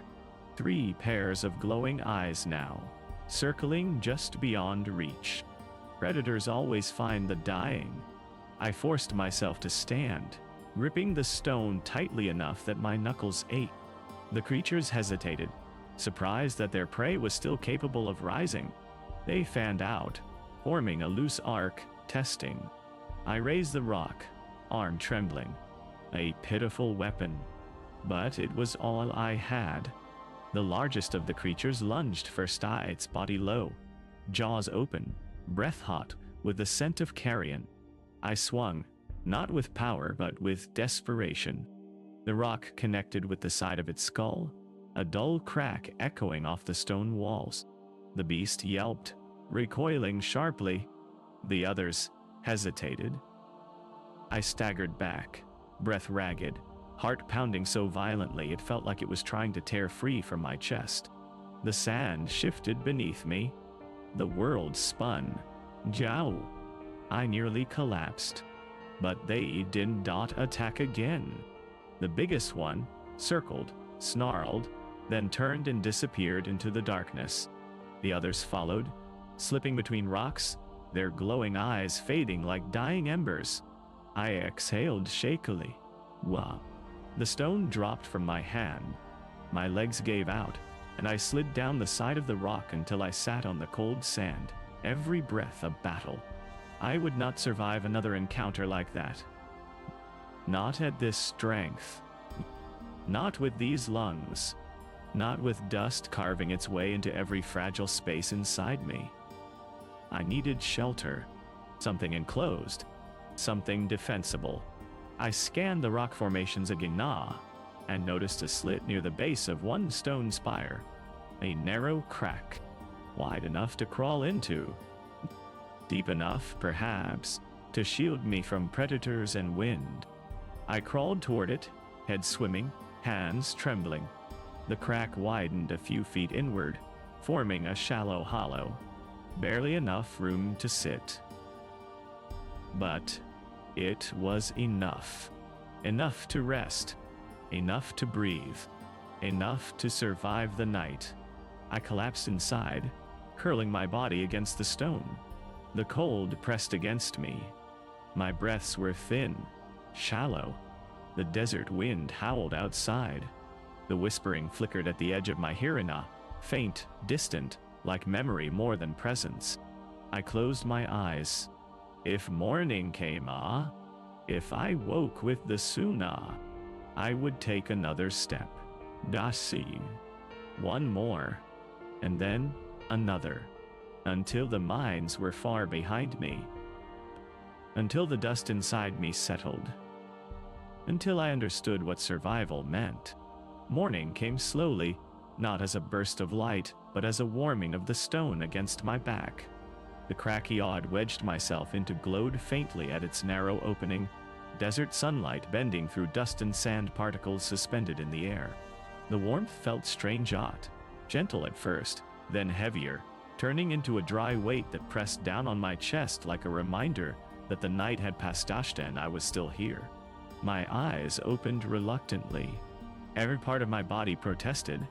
Joints stiff, muscles tight, lungs raw. The first breath burned. The second, scrape. The third felt like it might break something inside me. But it was breath. Air. Rooms. Raldi. Ain't. Not filtered through rusted pipes or thick with spice dust. It was harsh desert oxygen. Thin and unforgiving, but free. I pushed myself upright, bracing against the rock wall as dizziness washed over me in heavy waves. My vision doubled, then steadied, then blurred again. The dust inside my lungs had settled during the night, coating the airways like soot. I cleared my throat, but the sound dissolved into a weak cough that tore through what remained of my voice. The desert outside the crack was already bright, the sun climbing higher with each heartbeat. Heat shimmered across the sand, Shadows shrank. Go? The rock formations around me threw patches of temporary darkness across the ground, but those shadows would vanish soon. Predators avoided the day, but the day killed in its own ways. I crawled out from the hollow, blinded briefly by the sunlight. When my eyes adjusted, I saw more details of the landscape, jagged cliffs in the distance, a scattering of boulders shaped by wind, dunes stretching endlessly toward a horizon too bright to look at direct. The mine was still visible far behind me, a metallic scar against the desert floor. Smoke rose in thin columns from its chimneys, drifting sideways as the wind pulled it east. I turned away from it. I did not want the sight of it filling my thoughts any longer than necessary. My throat ached. My stomach twisted in knots of hunger. My lips were cracked, bleeding faintly. The dehydration had set in. I had known it was coming, but the reality struck harder than any expectation. Without water, with lungs already damaged, the desert would finish what the mine had started. I needed shelter. Water, diet, shade, direction. But the desert offered none willingly. As I scanned the horizon, something caught my eye, a faint ripple in the air, a distortion near the base of the cliffs ahead. It was not heat, shimmer. It was too steady, too structured, something physical refracting the light. A settlement? No. B. Too small. U. A camp? Possibly. Meow. A moisture farm? Me. Unlikely, but not impossible. Even a scavenger outpost would be a lifeline. I took one step toward it, and pain shot through my leg. My knee buckled. I steadied myself on a boulder, swallowing a cry. My lungs convulsed. I leaned forward, palms on my knees, waiting for the pain to settle. Dust floated from my breath in faint clouds. It sparkled in the sunlight, spice residue still clinging to the airways, releasing with each exhale. I watched it drift upward, almost beautiful in the morning light. Almost. But the dust was killing me slowly, filling the spaces where air should move freely, turning each breath into a fight. I forced myself upright again. Step. D. Another. Another. The sun climbed. Heat pressed down. The hallucinations returned. At first, just a flicker in the corner of my eye, shadows twisting on the sand. I blinked, but they did not vanish. They grew stronger, more defined, like outlines of miners moving through tunnels only they could see. One figure appeared ahead, bent, shuffling, familiar. Guide. He walked with his spine curved, head bowed, hand brushing an invisible wall of stone. The desert around him warped, shifting into the ghost of Red Vein 9 for a heartbeat. Then it snapped back to sand and heat. I closed my eyes, steadying my breath. When I opened them, the hallucination lingered, still moving in the distance, though the dunes passed straight through him. I didn't call out. I didn't reach for him. He was dust, and dust belonged to the mine. I walked past him. He faded behind me, dissolving into the heat shimmer. As I approached the cliffs, the distortion I'd seen earlier sharpened. It was not a structure. It was not a camp. It was a hollow entrance carved naturally into the cliffside, shadowed and cool, almost invisible until you neared it. A cave. Small but deep enough to shield from heat. I did not question it. I moved toward it, every step draining what little energy I had left. The sand near the cliffs shifted differently, firmer, mixed with stone. My boots sank less. My breathing eased slightly in the shade of the rock. I reached the cave entrance and staggered inside. The temperature dropped instantly, a wave of cool relief washing over me. The cave walls were rough, jagged, marked by wind erosion. A faint scent hung in the air, dry earth, minerals, something ancient trapped in stone. I stepped deeper, letting my eyes adjust to the dimness. Light filtered in only a few meters, leaving the rest in shadow. The air was still, silent, untouched by the world above. I leaned against the wall and slid down until I was sitting on the smoothest patch of stone I could find. My chest rose and fell in slow, uneven motions. The hallucinations quieted. For now. I closed my eyes and rested my head back against the cool wall. For the first time since escaping the mine, I allowed myself to feel something fragile, something I had recognized in years. Not hope, not safety, but space. A moment where nothing was demanded of me, no overseer waiting, no extractor hum dictating breath, no walls closing in, just darkness that belonged to the world above. I let that darkness settle around me. If I could recover even a fraction of my strength, I could continue. If I could push farther into the desert, I might find someone, something, some forgotten settlement or stray caravan. If I could survive the next day, the next night, survival was not a destination. It was a series of decisions, each separated by pain and breath. And I had decided data, against the mines, against the dust, against the desert, to keep walking. The cave held the kind of silence that felt older than memoryathic, unmoving, as though sound itself had been pressed out of the stone centuries ago. My breathing echoed faintly against the walls, ragged and hollow. Each inhale scraped. Each exhale trembled. The dust in my lungs had settled into layers, shifting only when I forced deeper breaths. It felt like sedimenta, like the mines had left a physical map of themselves inside me. Minutes passed, or hours. Time did not behave the same way on the surface. The sun outside crawled slowly across the opening, inching the shadow forward. The heat in the cave grew, but never reached the blistering intensity of the dunes. It was tolerable here, livable, barely. But shelter was not a solution. I needed water, food, dye, and direction, tile, and none of those waited in this hollow.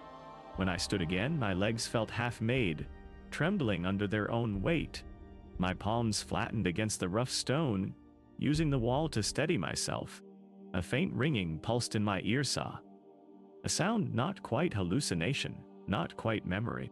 Something between. I took a step toward the entrance.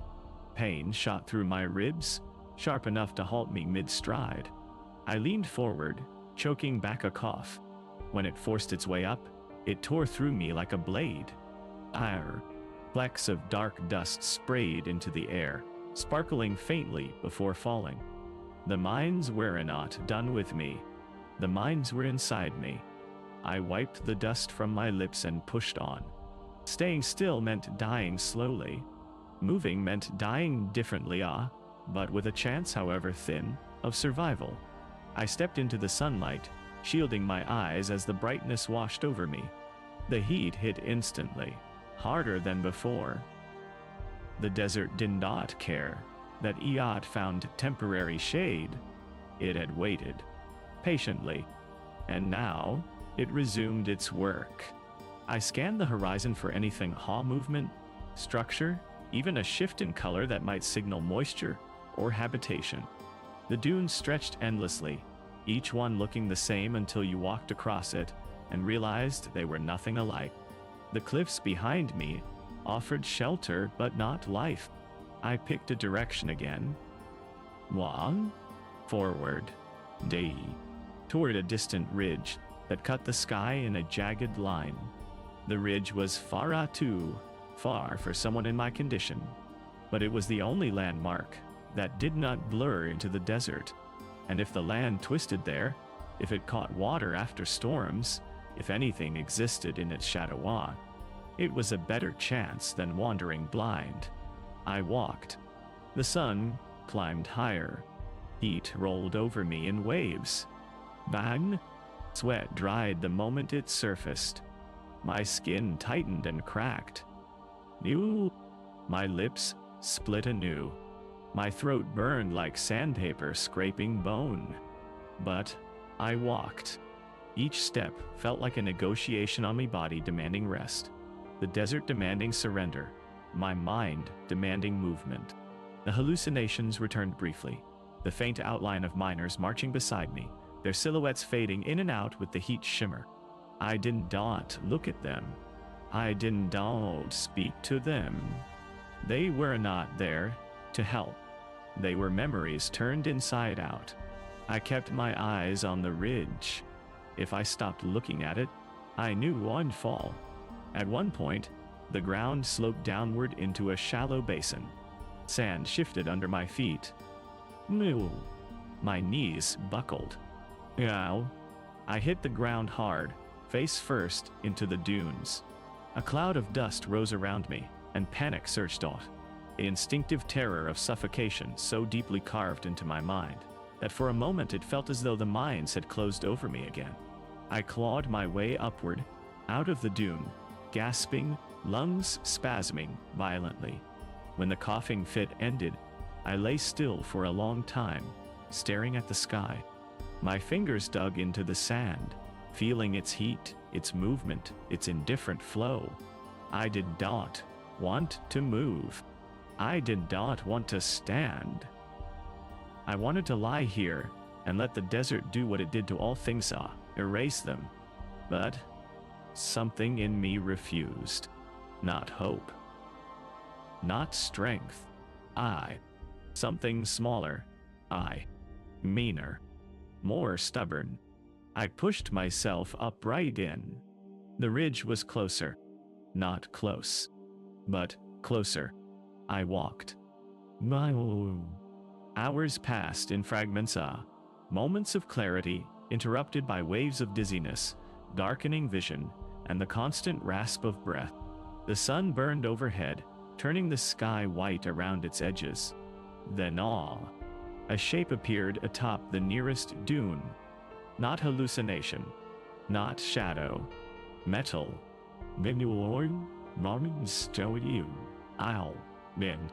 A small, rusted, half-buried probe droid, its chassis cracked, its sensor array smashed.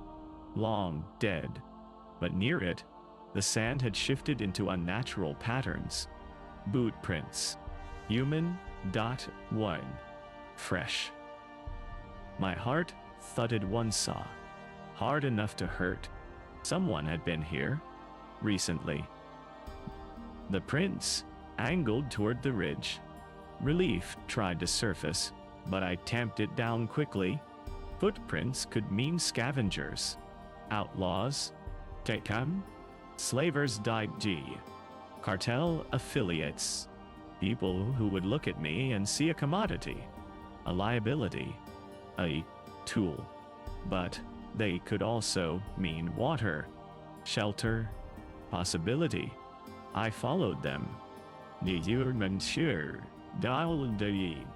The ridge loomed larger now, its stone face etched by centuries of wind erosion. The prints led directly toward a narrow break in the rock, a small passage winding upward. I hesitated.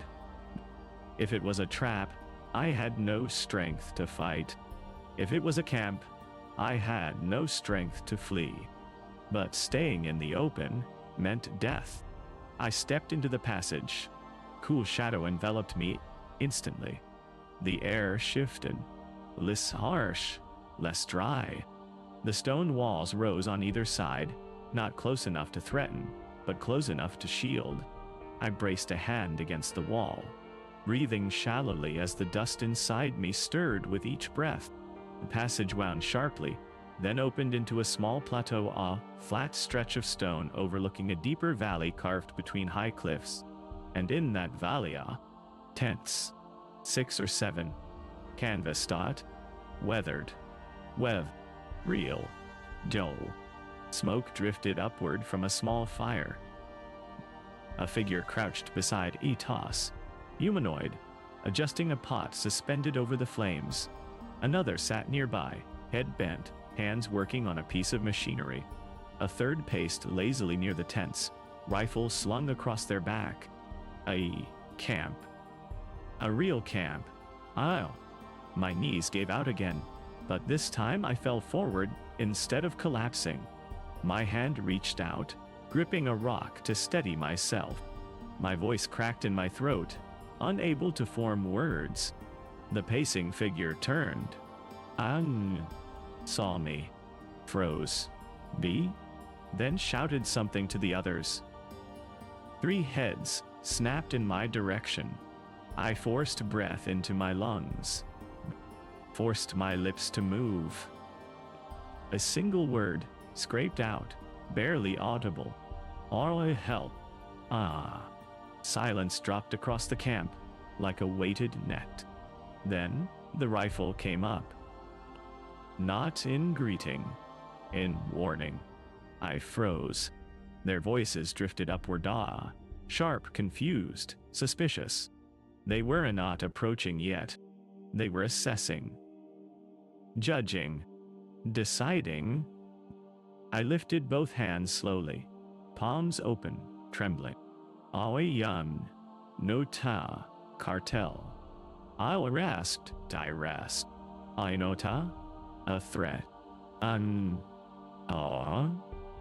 The rifle wielder stepped forward a few paces, boots crunching on stone. Their eyes scanned me. My torn harness, my dust-caked clothes, my cracked lips, the faint shimmer of spice residue escaping with every ragged breath. Recognition entered their expression. Not sympathy. Recognition. Nawam. They knew what I was. A slave miner. A runaway. A dying liability. They exchanged a look with the others. Then they lowered the rifle. Not fully, but enough. Enough that the decision was not death. Not yet. The nearest figure stepped forward, lifting a hand slowly, cautiously. I stay where you are, they called out. I do not collapse, Tatooine. Don't move fast. When I'll come to you. My vision blurred. No. The ridge tilted. The sky swirled. I nodded once, barely. Then, everything went black again. But for the first time since the mine saw, the darkness felt like a place I might wake up from. Waking did not come gently. It hid in a slow, disjointed cascade, sound first, then sensation, then the faint pressure of something wrapped around my chest. Voices drifted through a haze of half-formed awareness. Not the cavern-deep rumble of overseers. Not the mechanical distortion of rebreathers. Softer. Human. Woe. Uncertain. Nagurmoran. Kayi. Uncertain. Are you still breathing? Barely. Lungs are wrecked. No. Spice dust saturation like that. I'm surprised he made it this far. I tried opening my eyes, but the lids felt glued together. When they finally parted, the world appeared in fragmenta, blurred outlines, shifting shapes, light flickering through canvas. I was not on the stone plateau anymore. I lay on a rough bedroll inside one of the tents. Something cool rested on my forehead. My chest was wrapped tightly with bandages that rose and fell in shallow, uneven patterns. The air smelled like heated metal, dried herbs, and stale fabric. Not clean. Why no? Not pure. But not the mines. Shapes moved at the edge of my vision. 2 figures. One crouched beside me, studying something on a datapad. The other leaned on a crate near the entrance, rifle in hand, keeping watch. The crouching one noticed I was awake. "Are you under alive?" They murmured. Not sure if they sounded relieved or resigned. Their voice was low, with a rasp that suggested years of sand and smoke. I tried to speak, but no sound came out, only a faint wheeze. The figure held up a hand. "Donna, save your breath. You barely holding on to the ones you have got." They lifted a small cup and pressed it to my lips. The water that touched my tongue was lukewarm, metallic, and tasted like minerals scraped from old pipe saw. But it was water. My body reacted before my mind did, drinking greedily until the cup was pulled away. The figure said. Too fast, and you on toke. Down to, living mile, yeah." My throat burned. My chest clenched sharply, followed by a fit of coughing so violent it curled my entire body inward. Thick dust, a dark, clumped tar, spilled from my mouth into a rag the figure quickly held up. They wiped it away without flinching. The one with the rifle stepped closer, expression unreadable. He has, drowning in his own lungs. "No." The medic replied.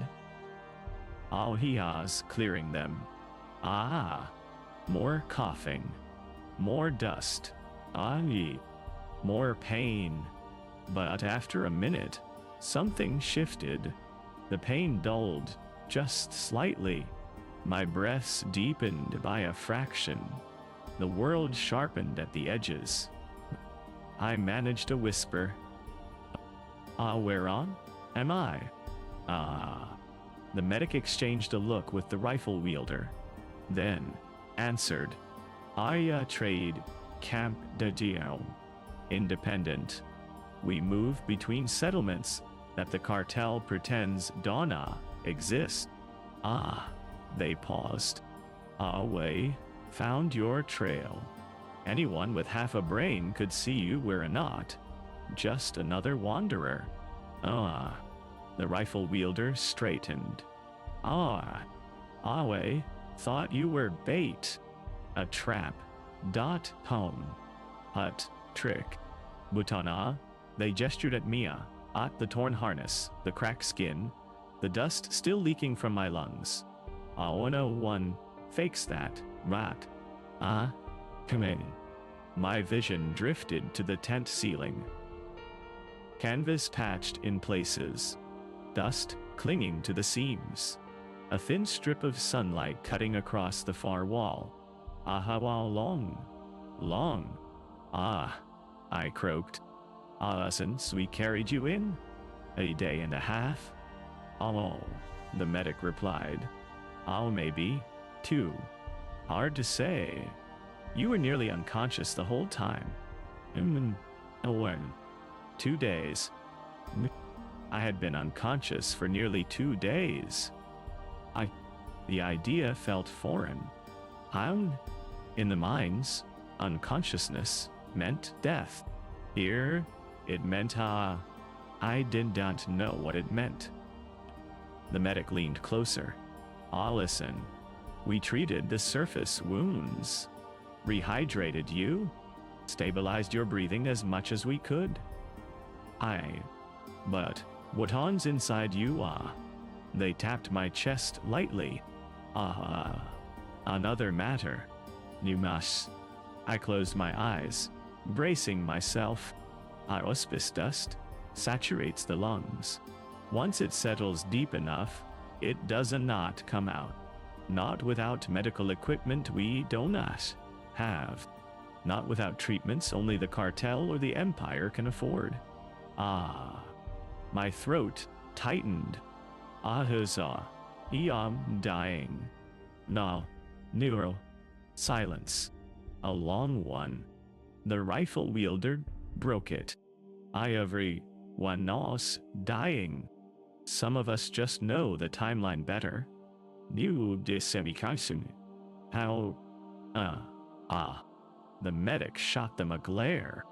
I know. Helping. My breathing grew shallow again. Not panic. Not fear. Acceptance. A distant kind. The medic placed a hand on my shoulder. You are alive. And you stayed alive long enough to crawl out of a hut. Spice mine. That alone is something most of the galaxy never sees. No. I stared at the canvas roof. Alive day. But for how long? The medic continued. Now, you just saw it's searching your trouse. I'll keep you stable. Now, as stable as we can. Enough to move with us when we break camp. I'll move where? I whispered. North, said the rifle wielder. There's an outpost. A trading hub. People there look the other way. They will not ask questions. And some of them know how to deal with damaged lungs. The medic shook their head. Wait, don't know that. Andy. No, a rifle wielder said. Blue. He needs a chance. Even a small one. I swallowed, throat burning. Help me. The two exchanged a look. Not pity, recognition. The rifle wielder knelt beside me. Because wait, I'll run from something. You meant to antagonise. And because anyone who crawls out of the mines deserves at least one shot at the sky. The medic nodded. And because you survived when you shouldn't have. The desert made its choice. Wajari respecting it. I let the words settle. A choice. The desert had made a choice. I was not sure I believed that. But breathing felt less impossible for a moment, and that was enough. A gust of wind rattled the tent flaps. Outside, voices murmured. Metal clinked softly.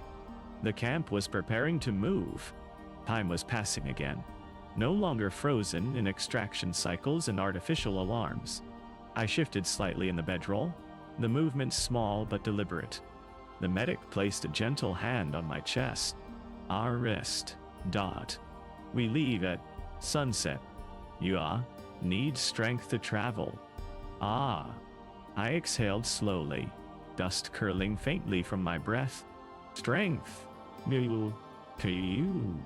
I barely remembered what that word felt like, but I nodded.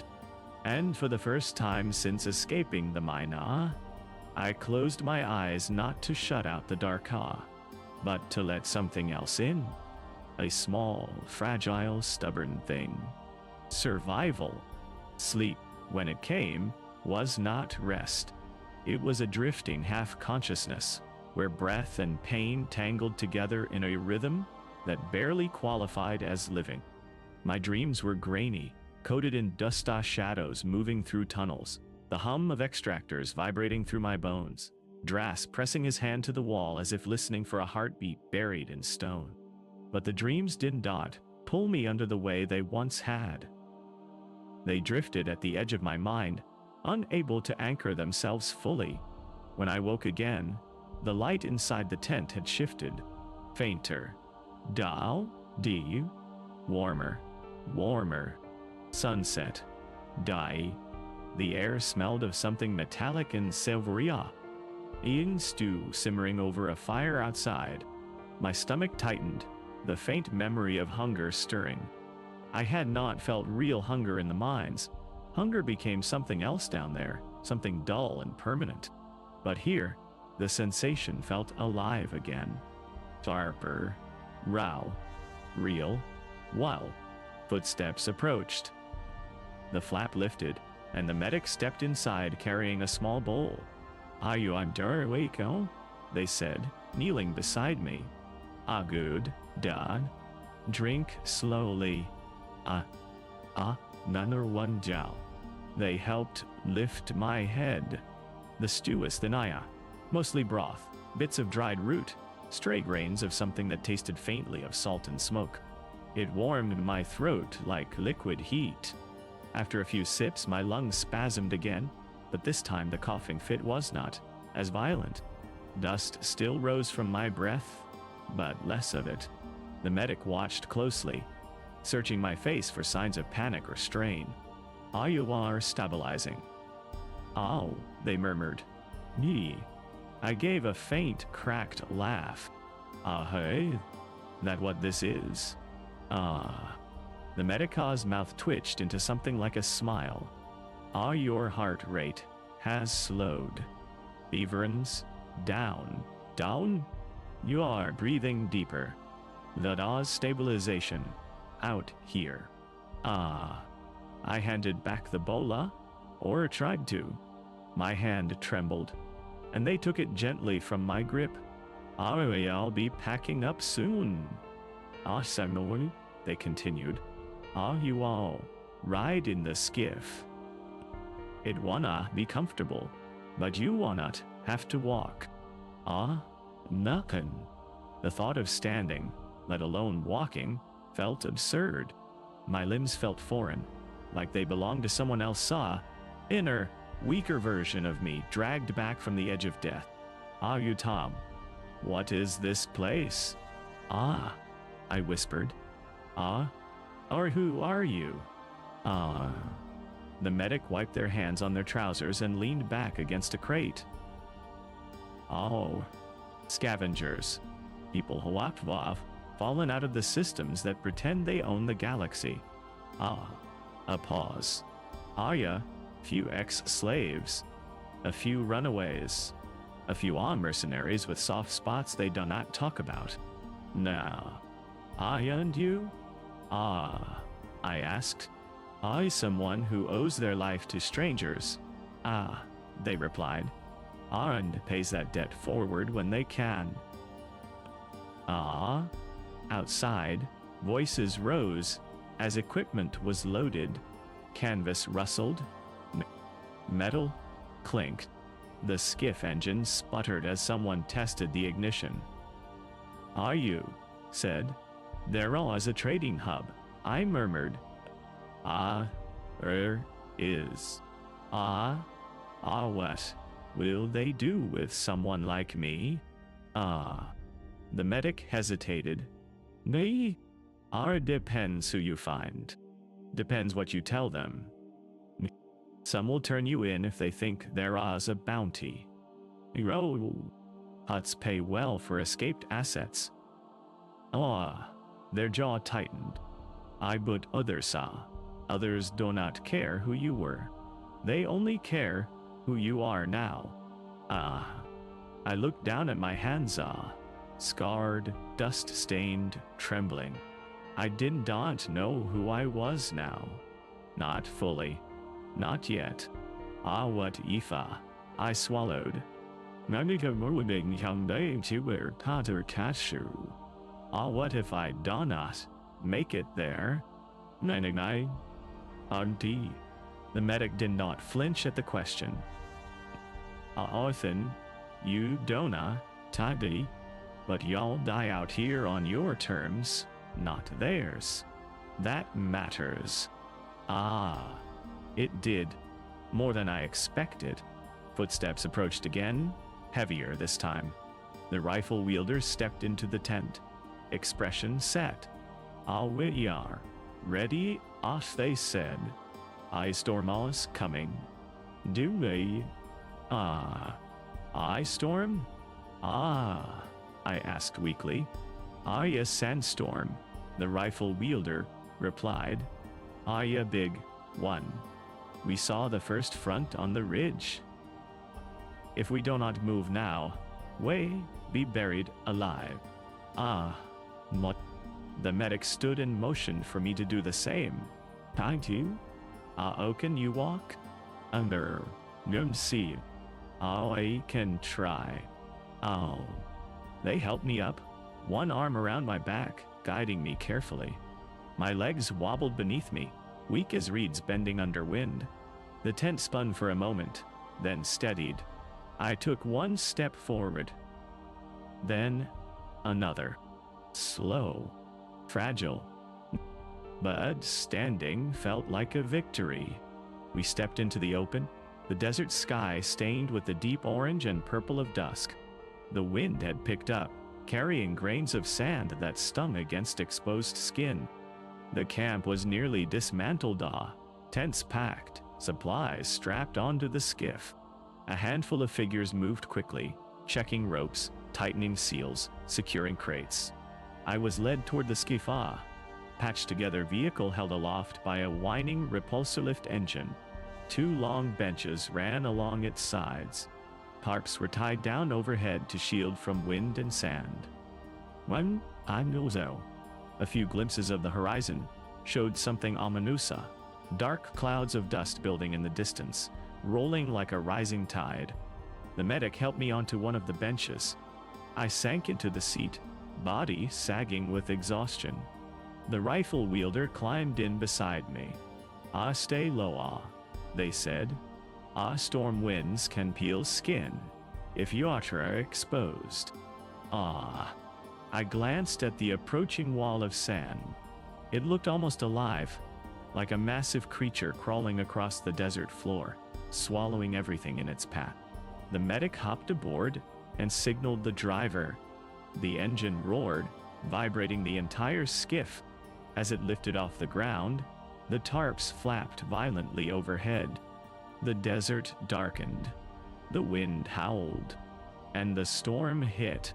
It struck with a force that felt almost personal.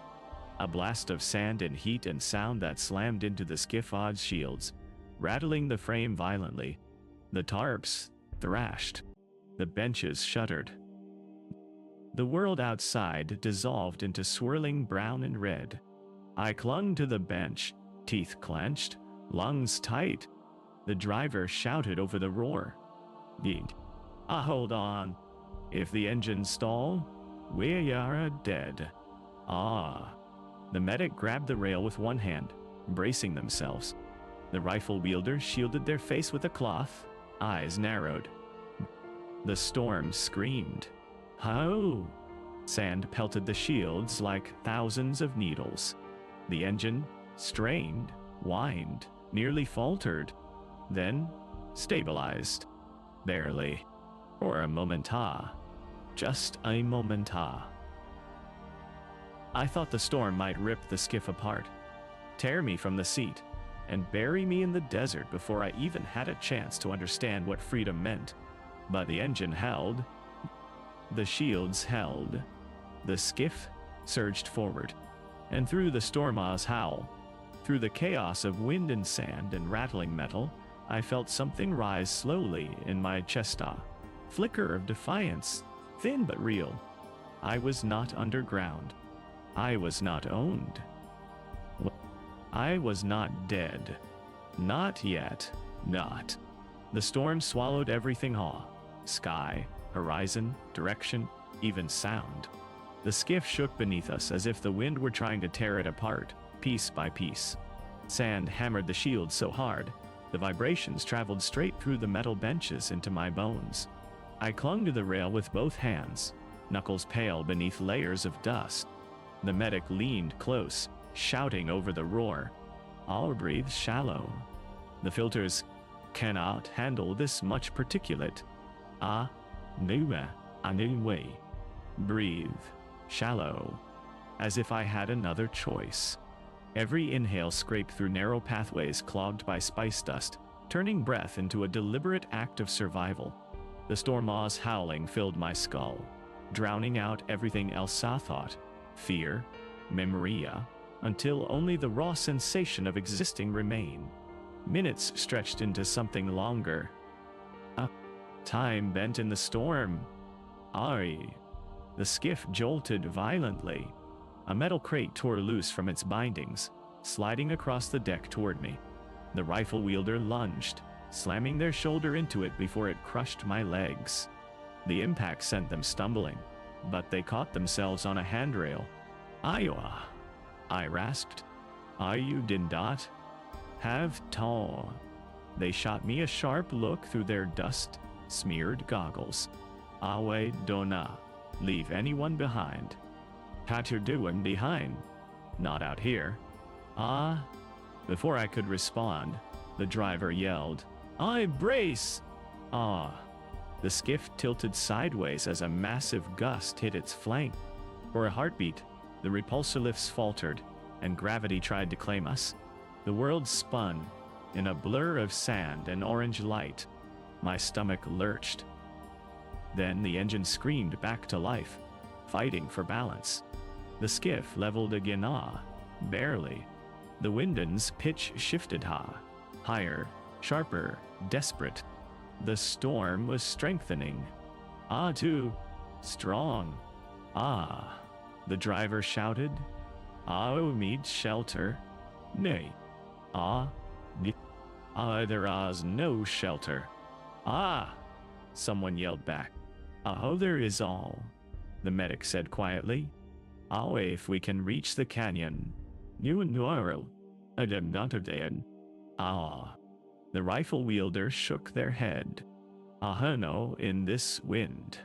We blind until we slam into the rock and die. Better than being buried alive. The medic snapped. Going DC Animal. The skiff veered, angling through the storm toward a direction I could not see. The medic moved closer to me, gripping the edge of the bench to steady themselves. Close your eyes. Out, they said. The sand can cut through the shields at this strength. I obeyed, shutting the world out. The darkness was immediate, almost comforting. Not the suffocating darkness of the mind saw, just absence. Space, a veil drawn over chaos. The storm roared around us, battering the skiff relentlessly. Every jolt rattled my ribs like loose stones. My lungs felt smaller with each inhale, constricted by dust, pain, and fear. I kept one hand on the rail and another against my chest, as if I could hold my body together through will alone. Then a change. Not quieter. Different. Down. The scream of the wind shifted pitch, bouncing off solid surfaces. The air felt tighter. The skiff's underside vibrated in a new way. We had entered the canyon.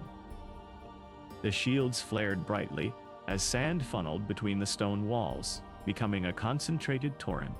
The skiff strained, fighting the wind's grip.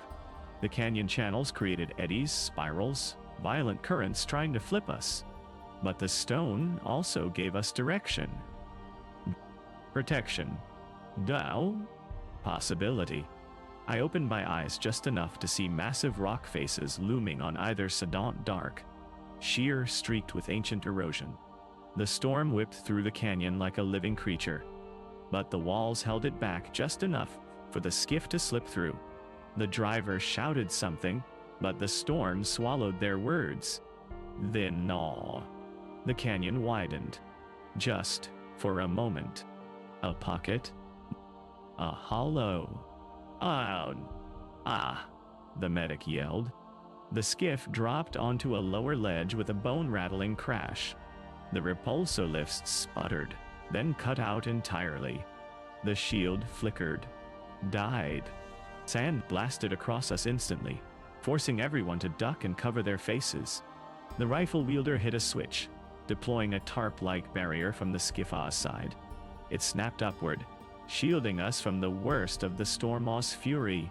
Darkness folded around us again, this time thick with sand and heat. No one spoke. Breathing became the only sound, and shallow, strained, painful. The storm raged outside, a wall of noise and violence pressing against us. Dunes collapsed. Wind screamed. Boy, did you want show so deep? Stone groaned.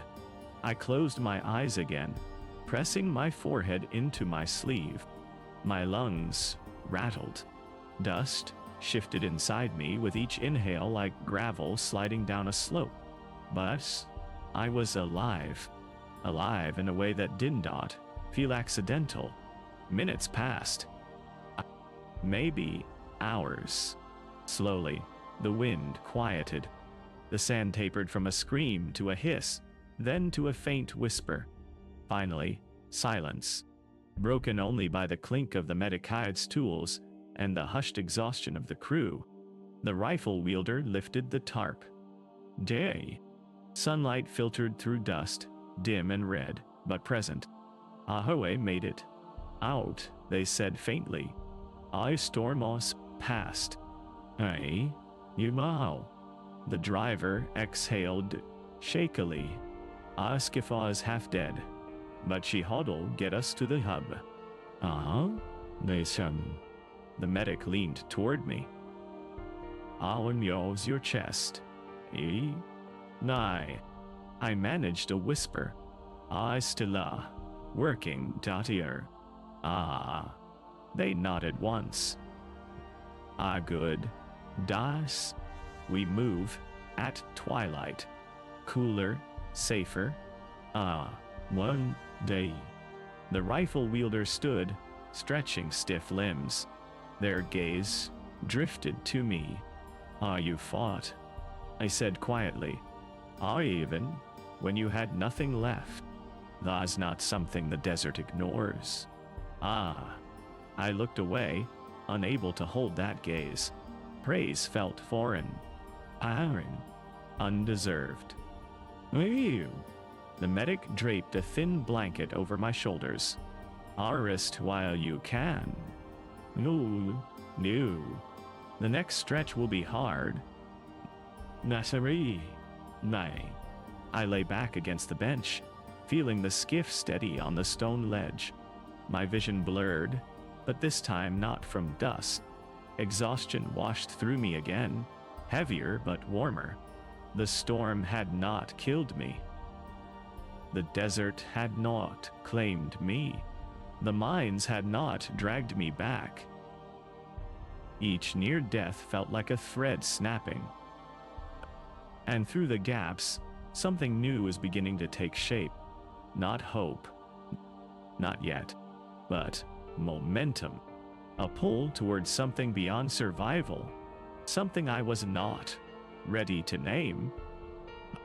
Twilight settled slowly, stretching itself across the canyon in long violet shadows that softened the stone into shapes almost gentle.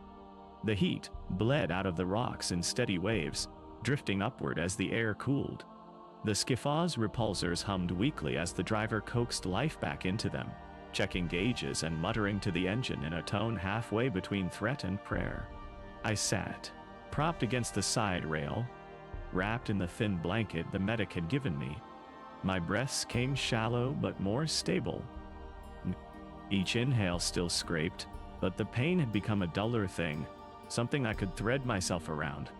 My ribs ached from the storm, my skin burned from sand abrasion, and the dust inside me felt thicker, heavier, like sediment settling in a jar. But I was still breathing. The crew moved quietly around the skiff, packing supplies, tightening straps, checking weapons. They moved with the efficiency of people who had survived more storms than they cared to count. None spoke loudly. The canyon amplified sound strangely, so even a whisper could echo farther than expected. The medic crouched beside me again, checking my pulse with fingers surprisingly gentle for someone who lived out here. You are holding out, they murmured. I barely. But holding. Where my voice cracked. I swallowed. Tried again. Where is this hub? Away. That was all the rifle wielder said as they tightened the last strap on a crate. Far enough from the mines that even the cartel does not bother chasing. The medic added, a place where people trade what they have, not what Diutra told to. I nodded faintly. Can't you tell me? The idea of a place like that felt impossible. A break in the galaxy's machinery. A pocket where control was not absolute. The canyon winds shifted. Cooler now. Carrying scents I did not expect. Burnt minerals. Old moisture trapped deep in cracks. The faint smell of something metallic growing colder. It smelled nothing like the mines. The driver called out softly. I'm a mount up. The last of the sandals settling. One, ye. We have got a window.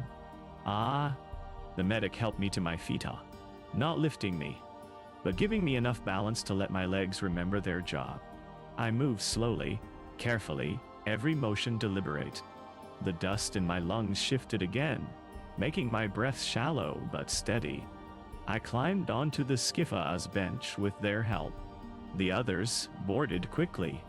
The rifle wielder sat near the front, gaze fixed on the canyona's mouth. The driver pulled a lever, and the skiff lifted off the stone ledge with a soft groan. The engine struggled for a moment, coughing out a burst of heat. Then, caught. We hovered, then drifted forward.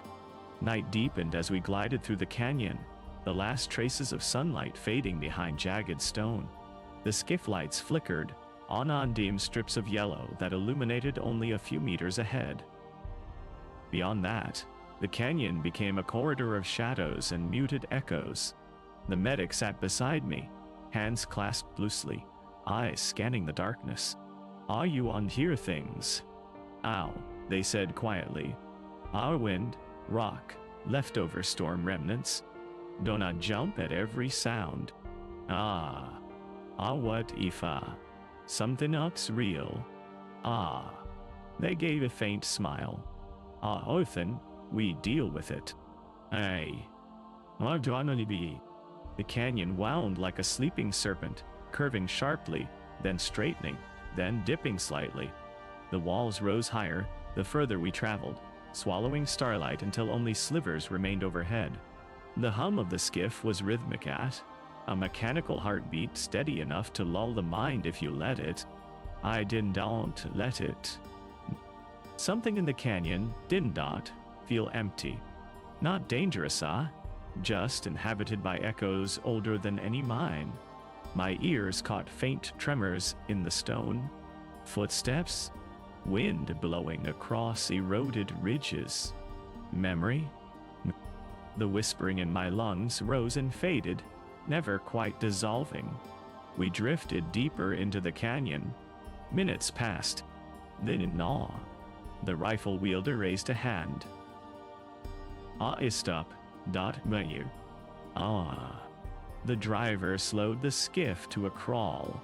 Ahead, the canyon opened slightly, revealing a narrow stretch of sand at its base, undisturbed, smooth, except for a single line slicing across it.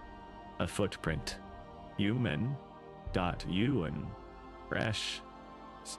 The medic muttered under their breath. Someone knows. Been here. The rifle wielder's voice was calm, but sharper than before. Our young, close to the outskirts. Could be scouts. Could be raiders. Our traders heading to the hub. The medic offered. Done. Our slavers. Aye. The rifle wielder countered. Aye. A silence fell. Breathing felt harder again. Not from dust this time, but from the tension thickening the air. The canyon walls pressed tighter, shadows shifting as the skiff lights washed over uneven surfaces. The driver looked back. We move. Yes. The rifle wielder said. Slow. New. Quiet. Stay ready. Igdol. The skiff glided forward, engines whispering. I held onto the rail, heart pounding. More footprints appeared, and some deeper, some lighter, some heading toward us, some away. Patterns crossing, weaving, layering. This place was not empty. We came around a bend and the canyon widened again. The skiff lights caught something metallic, half buried in the sanda. A broken crate shattered open. Inside it, scraps of cloth. A torn boot. Nigh, a diriguli, onsas, dizitend. A cracked canteen. Yo. Signs of a struggle. The rifle wielder cursed softly. Ah, Leverson, they muttered. Down Walpet to be. He muttered. Are they? Came through recently. Ah. The medica's jaw tightened. Iodo? We turn back? Ye. Aheno. Dot. They wanna linger. Ye serial wine. Not with a storm. That strong behind us. They airly long gone. We moved past the broken crate, deeper into the canyon's throat. The air grew colder. Then faintly, like Datstatorma. Soft, Pawuri. Warmed at you in. Flickering. Pow. Not from our skiff. From ahead. A glow around the next bend. My pulse quickened. The medic leaned forward. That should be the outpost. Nah. The rifle wielder shook their head. Someone pretending to be it. Now. The driver slowed the skiff again, letting momentum carry us quietly toward the corner.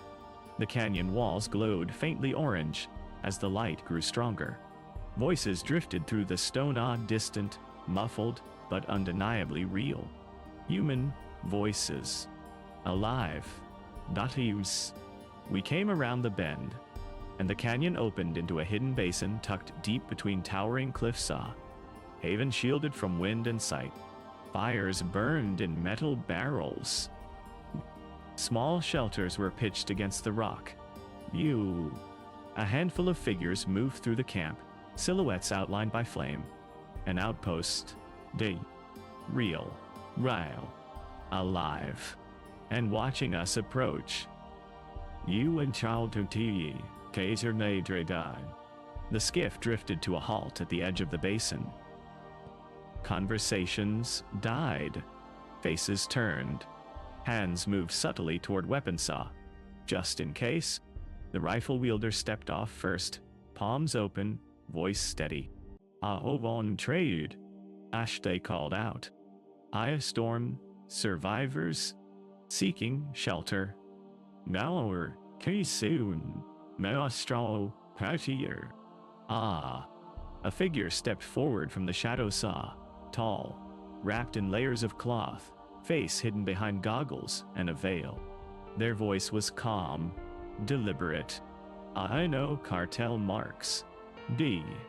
And turns there bedu, manjasid word. No pursuit. You may enter. The medic exhaled, tension bleeding from their shoulders. The rifle wielder nodded. I come on, they said softly to me. This is as close to safe as this world gives. The medic helped me off the skiff. My feet hit the ground unsteadily. The sand here was cool, firm, packed down by years of foot traffic. The basin smelled of smoke, old metal, cooked grain, sweat. It smelled, lived in. As we stepped into the firelight, some of the campa's inhabitants stared, confused. But one figure, a woman with burn scars running along her jaw, stepped closer when she saw my bandages, my trembling frame, the dust still clinging to my breath. Eminer? She said softly. I nodded weakly. She exhaled, understanding something unsaid. Ethan, you all? Welcome here, she murmured. And for the first time since I had clawed my way out of the Munna, the word, welcome, felt real. The outpost breathed with a different rhythm than the mines. There was no extractor hum, no clang of chains, no timed alarms dictating when bodies moved. Here, sound rose and fell with people footsteps crunching on sand, muted conversations near the fires, the occasional clatter of metal as someone worked on a damaged rifle or stripped a machine for parts. It was chaotic, uneven, unpredictable. It felt alive. The scarred woman guided us toward one of the larger shelters built against the canyon wall. Canvas stretched over a frame of scavenged metal beams, reinforced with stone. A low fire burned outside, throwing heat against the rocks and filling the air with a scent of roasted grain and simmering herbs. The warmth brushed my face, unfamiliar and gentle. "Ah, you look like Yandere about to collapse," she said quietly. "Ahos it?" "Oh, I did." My legs folded beneath me, almost without permission. The medic knelt beside me, checking my pulse again, watching the rise and fall of my chest with a careful eye. The scarred woman crouched in front of me, her gaze steady. "Are you came from one of their mines?" "Ah." My throat tightened. My voice cracked into something barely audible. "Arid, vein, 9 Tatooine." "Ah." A few people nearby froze. Even the medic inhaled sharply. The woman nodded slowly, as if confirming a rumor she had once hoped was untrue. "Ayatas, one of the deep veins. The ones the Hutts keep quiet." "Ah." "Oh yes." "Oh, don't." Her voice softened. "Ahithan Yor." Walked farther than most ever manage. "Ah, me." I did not respond. I did not have words for what I had done. I was not proud of it. I was not sure I believed it. I felt like someone cut from the Raqqa, broken, hollow, shaped by pressure and darkness. Another figure approached Aha, broad man with sand-streaked hair and a tool belt slung over his shoulder. He dropped a canteen into the woman's hand. She held it out to me. I drink. Down? Slowly. Ah. The water was cool, cleaner than the last, carrying the faint mineral tang of a canyon well. I swallowed carefully, feeling it move down my throat like a fragile thread. My lungs spasmed once, twice, but held. "Ah, how long has it been?" "Ah?" the man asked, studying my face. "Isn't you got out?" "Nah. A few days." Alan the medic answered for me. "I has been unconscious for part of it." "Ah." The man nodded. "Then you're very lucky. The dust does not always wait that long before locking up the lungs." "Oh, Medivir." I closed my eyes briefly. Wait on sa. Already in me. Do already in me. No. Way no the woman said gently. Boo. Well, I've seen people live with it. Not long, not comfortably, but long enough to find their feet. Long enough. No.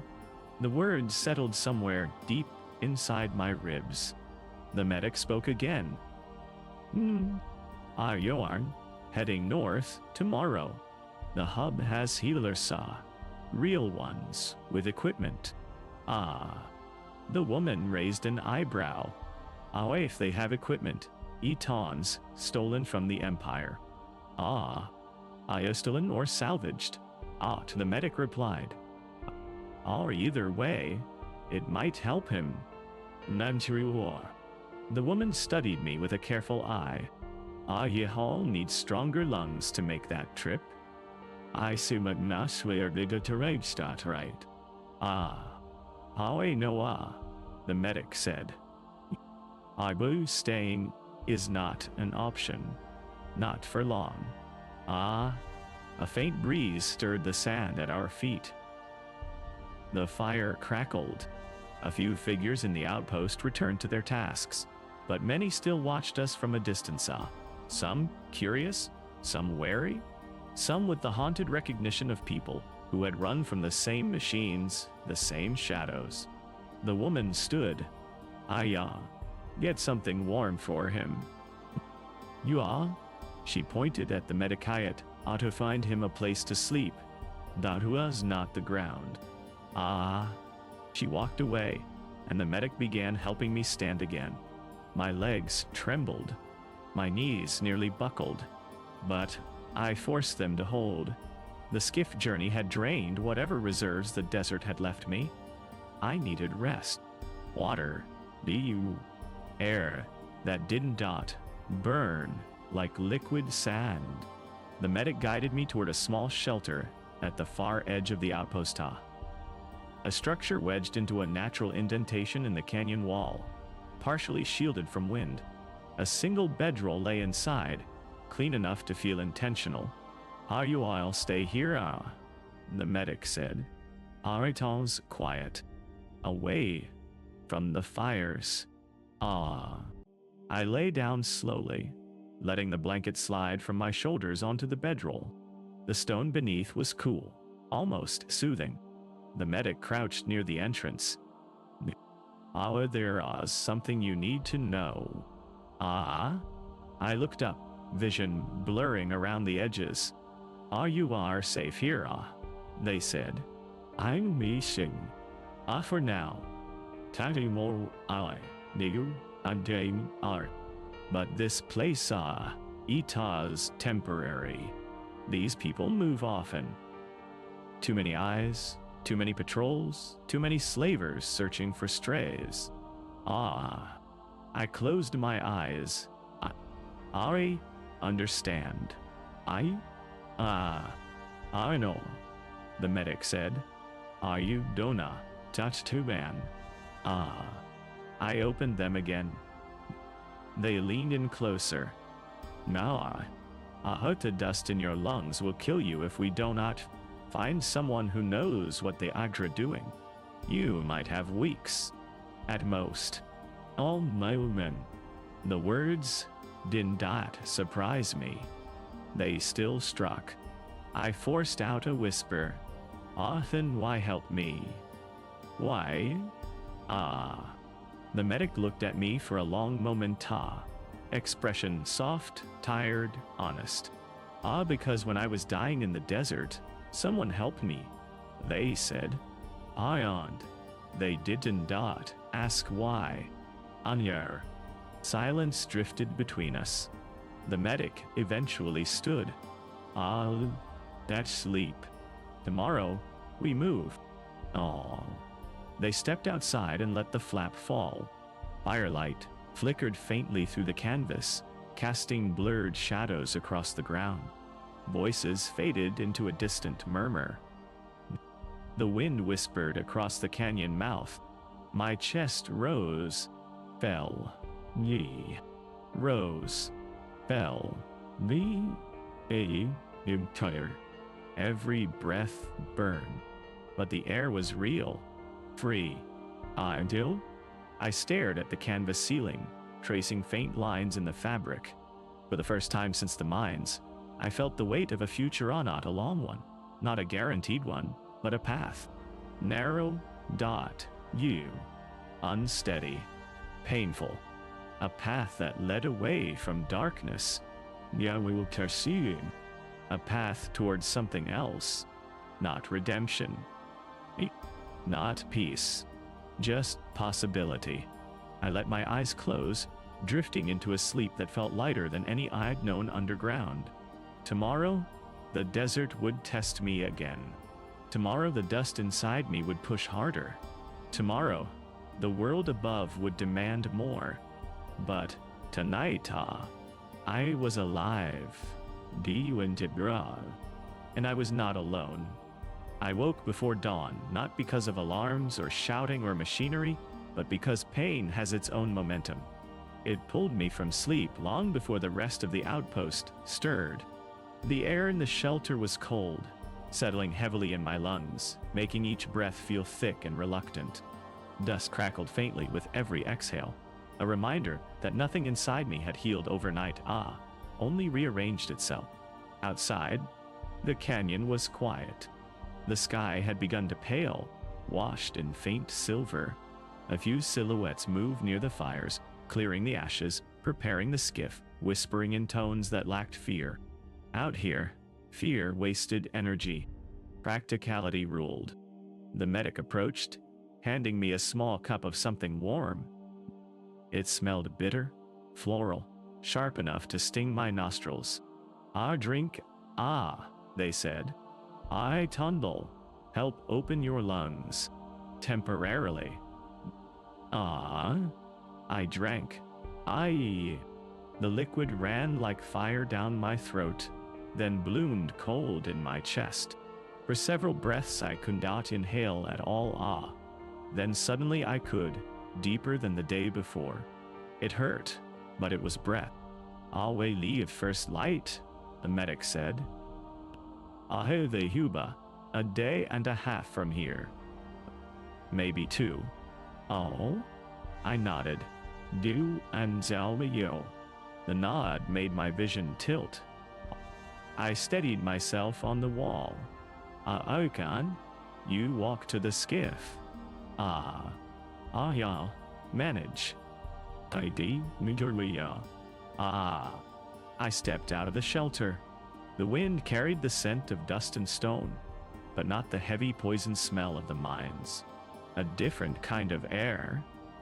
Thin, but honest. The kind that did not pretend to keep you alive. The rifle wielder met my gaze as I climbed onto the skiff. "Once we reach the hubble," they said. "You all have choices. Not good ones, but real ones." "Arila," I echoed softly. The driver activated the repulsors. The skiff lifted. The canyon walls receded. And as dawn broke fully, spilling light into the basin, we began to move again. Travel above ground never felt steady. The desert had no fixed rhythm, no predictable pattern. Wind shifted direction without warning. Sand rose in spirals that appeared and vanished like spirits. Shadows moved strangely at the edges of vision. The medic warned me not to trust anything I thought I saw, but the real enemy was further inside me. Breathing became harder as the day wore on. The bitter drink had worn off hours ago. The dust settled again, turning my lungs into slow-moving machinery grinding against itself. Sometimes the medic leaned over, listening, their brow tightening subtly with each rattling inhale. They did not say anything, but their silence told me enough. By midday, heat returned with a vengeance. The canyon walls wad, left behind, faded, replaced by rolling dunes and scattered boulders. The skiff cut through the heat, shimmer like a fragile thread. I slumped against the rail, my vision swimming. Once for a moment I saw the mine entrance far behind us, its metal doors open, the darkness inside breathing heavily. Drass stood there, his hand pressed to the stone as he had so many times, head bowed, waiting. I blinked, and the image dissolved. Hallucination. Memory? It did not matter. The mine lived in me, whether I looked back or not. The rifle wielder noticed my stare. "Do not look behind you." They said, not unkindly. "I was not on," I whispered. "Ni, you were," they replied. The medic handed me a piece of dried root. "I'll hurt you on this. It'll keep your throat from closing." It tasted foul, but it kept breath moving. Barely. Hours passed. Then, as the sun dipped again, we saw it and faint lights flickering at the horizon. Small at first, then larger, then shaped like towers built into a narrow canyon convergence. The hub. It was not a city. It was not even a town. It looked like a clutch of structures held together by luck and defiance. Metal frames, tarp roofs, stone walls, repurposed into living spaces. But smoke rose from cooking fires. Lights glowed. Voices echoed faintly through the dusk. Wah. Life. Life. Rough, desperate life. The skiff angled toward it, and my breath caught again. Not from dust, not from pain, but from something close to disbelief. I was going to reach it. I was going to live long enough to set foot inside, even if dying waited on the other side. The Huba's entry guards were tense when we arrived. No uniforms, no insignia, no, just wary eyes behind goggles and hands resting lightly on blasters. The rifle wielder signaled them with a familiar gesture. Not allegiance, but recognition. They nodded and led us through. The skiff settled near a cluster of stone huts built into the canyon wall. Children peeked from doorways. Traders haggled over crates. A mechanic hammered at a repulsor coil with a determination that suggested the tool had personally offended him. The medic helped me off the skiff. My knees nearly buckled again. The ground felt uneven beneath my feet, as if the planet were shifting rhythm to confuse me. You see. Oh, the medic murmured. Hello, breaths. Slow breaths hurt. Fast breaths hurt more. Everything hurt. Well, a woman approached, tall, severe, with hair braided tight against her scalp. Right. She carried a diagnostic scanner and moved with the quiet confidence of someone who did not bother wasting energy. Patient? She asked the medic. Yes? Deep vein, minor. Severe, dust saturation. Her eyes softened with something close to pity, but not the useless indulgent kind. The kind that came from experience, from having seen too many people arrive like me, and too few leave improved. I'll bring him inside. I was led to a stone chamber half filled with battered equipment. Scavenged, salvaged, repurposed. A medical bed in the center. Tools lined neatly on a shelf. A water cistern dripping slowly into a basin. The hum of old machinery vibrating faintly. "Ollie Downa," the woman said. I obeyed. She placed a mask over my mouth, attached to a cylindrical device emitting soft puffs of vapor. This will loosen the dust, she said. I know remove it. Nothing removes it once it tots, settled this deep, but it may give you time. How much time? I whispered. She did not answer immediately. Finally, enough to choose something. The medic placed a hand on my shoulder. Safe art, they said softly. The vapor filled my lungs. Pain flared, a deep, wrenching ache on, but then eased. Air moved more freely. Not fully, not cleanly, but enough. Enough to breathe without drowning. For now.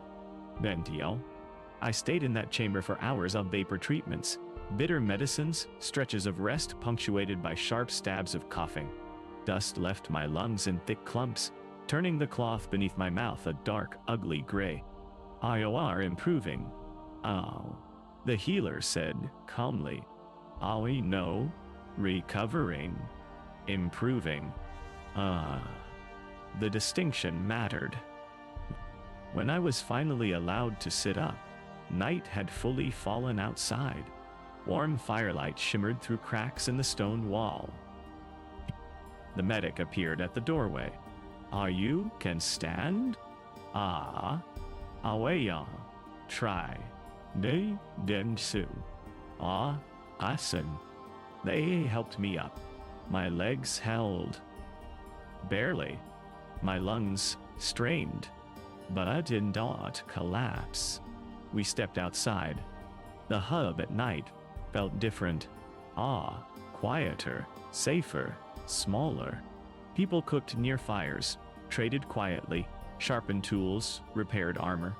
Children chased each other between tents. A musician plucked gently at a stringed instrument near a lantern.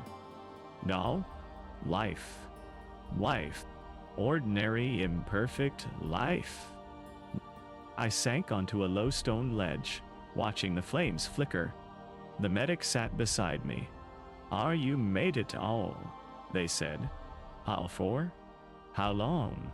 I asked. Now boo, then you answer B. I asked. For? As long as you make use of it. Ma. I looked at my hands again. Scarred, shaking, dust stain. I don't know what to do now. You don't need to know today. They said. Just breathe. I laughed weakly. Breathing is the hardest part. I see. Yes, they said softly. But you are doing it. The healer approached from behind, wiping her hands on a cloth. There are choices, she said. I know easy ones, not kind ones, but choices. We taught choices? I'm certain. She sat across from me. What? You can stay here. Work. What? Survive as long as your lungs allow. My chest tightened. Whoa. She continued. You can go farther north. There are settlements with real medical equipment. A few doctors who owe favors. The treatments are painful, expensive, and rare.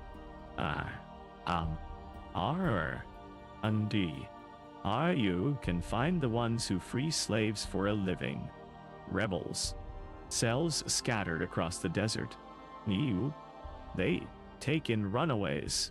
Train them. Give them purpose. Bowing. I swallowed painfully. And? The last choice? She looked at me with a solemn honesty I had not seen in years. You can stop running. Find a quiet place. Breathe the air you have left. And decide your own ending. The fire cracked. The voices of the hub murmured around us. And for the first time, no one told me what I must do. Only what I could do. I spent the night near the fire, wrapped in a blanket, watching flames curl upward into the star-strewn sky.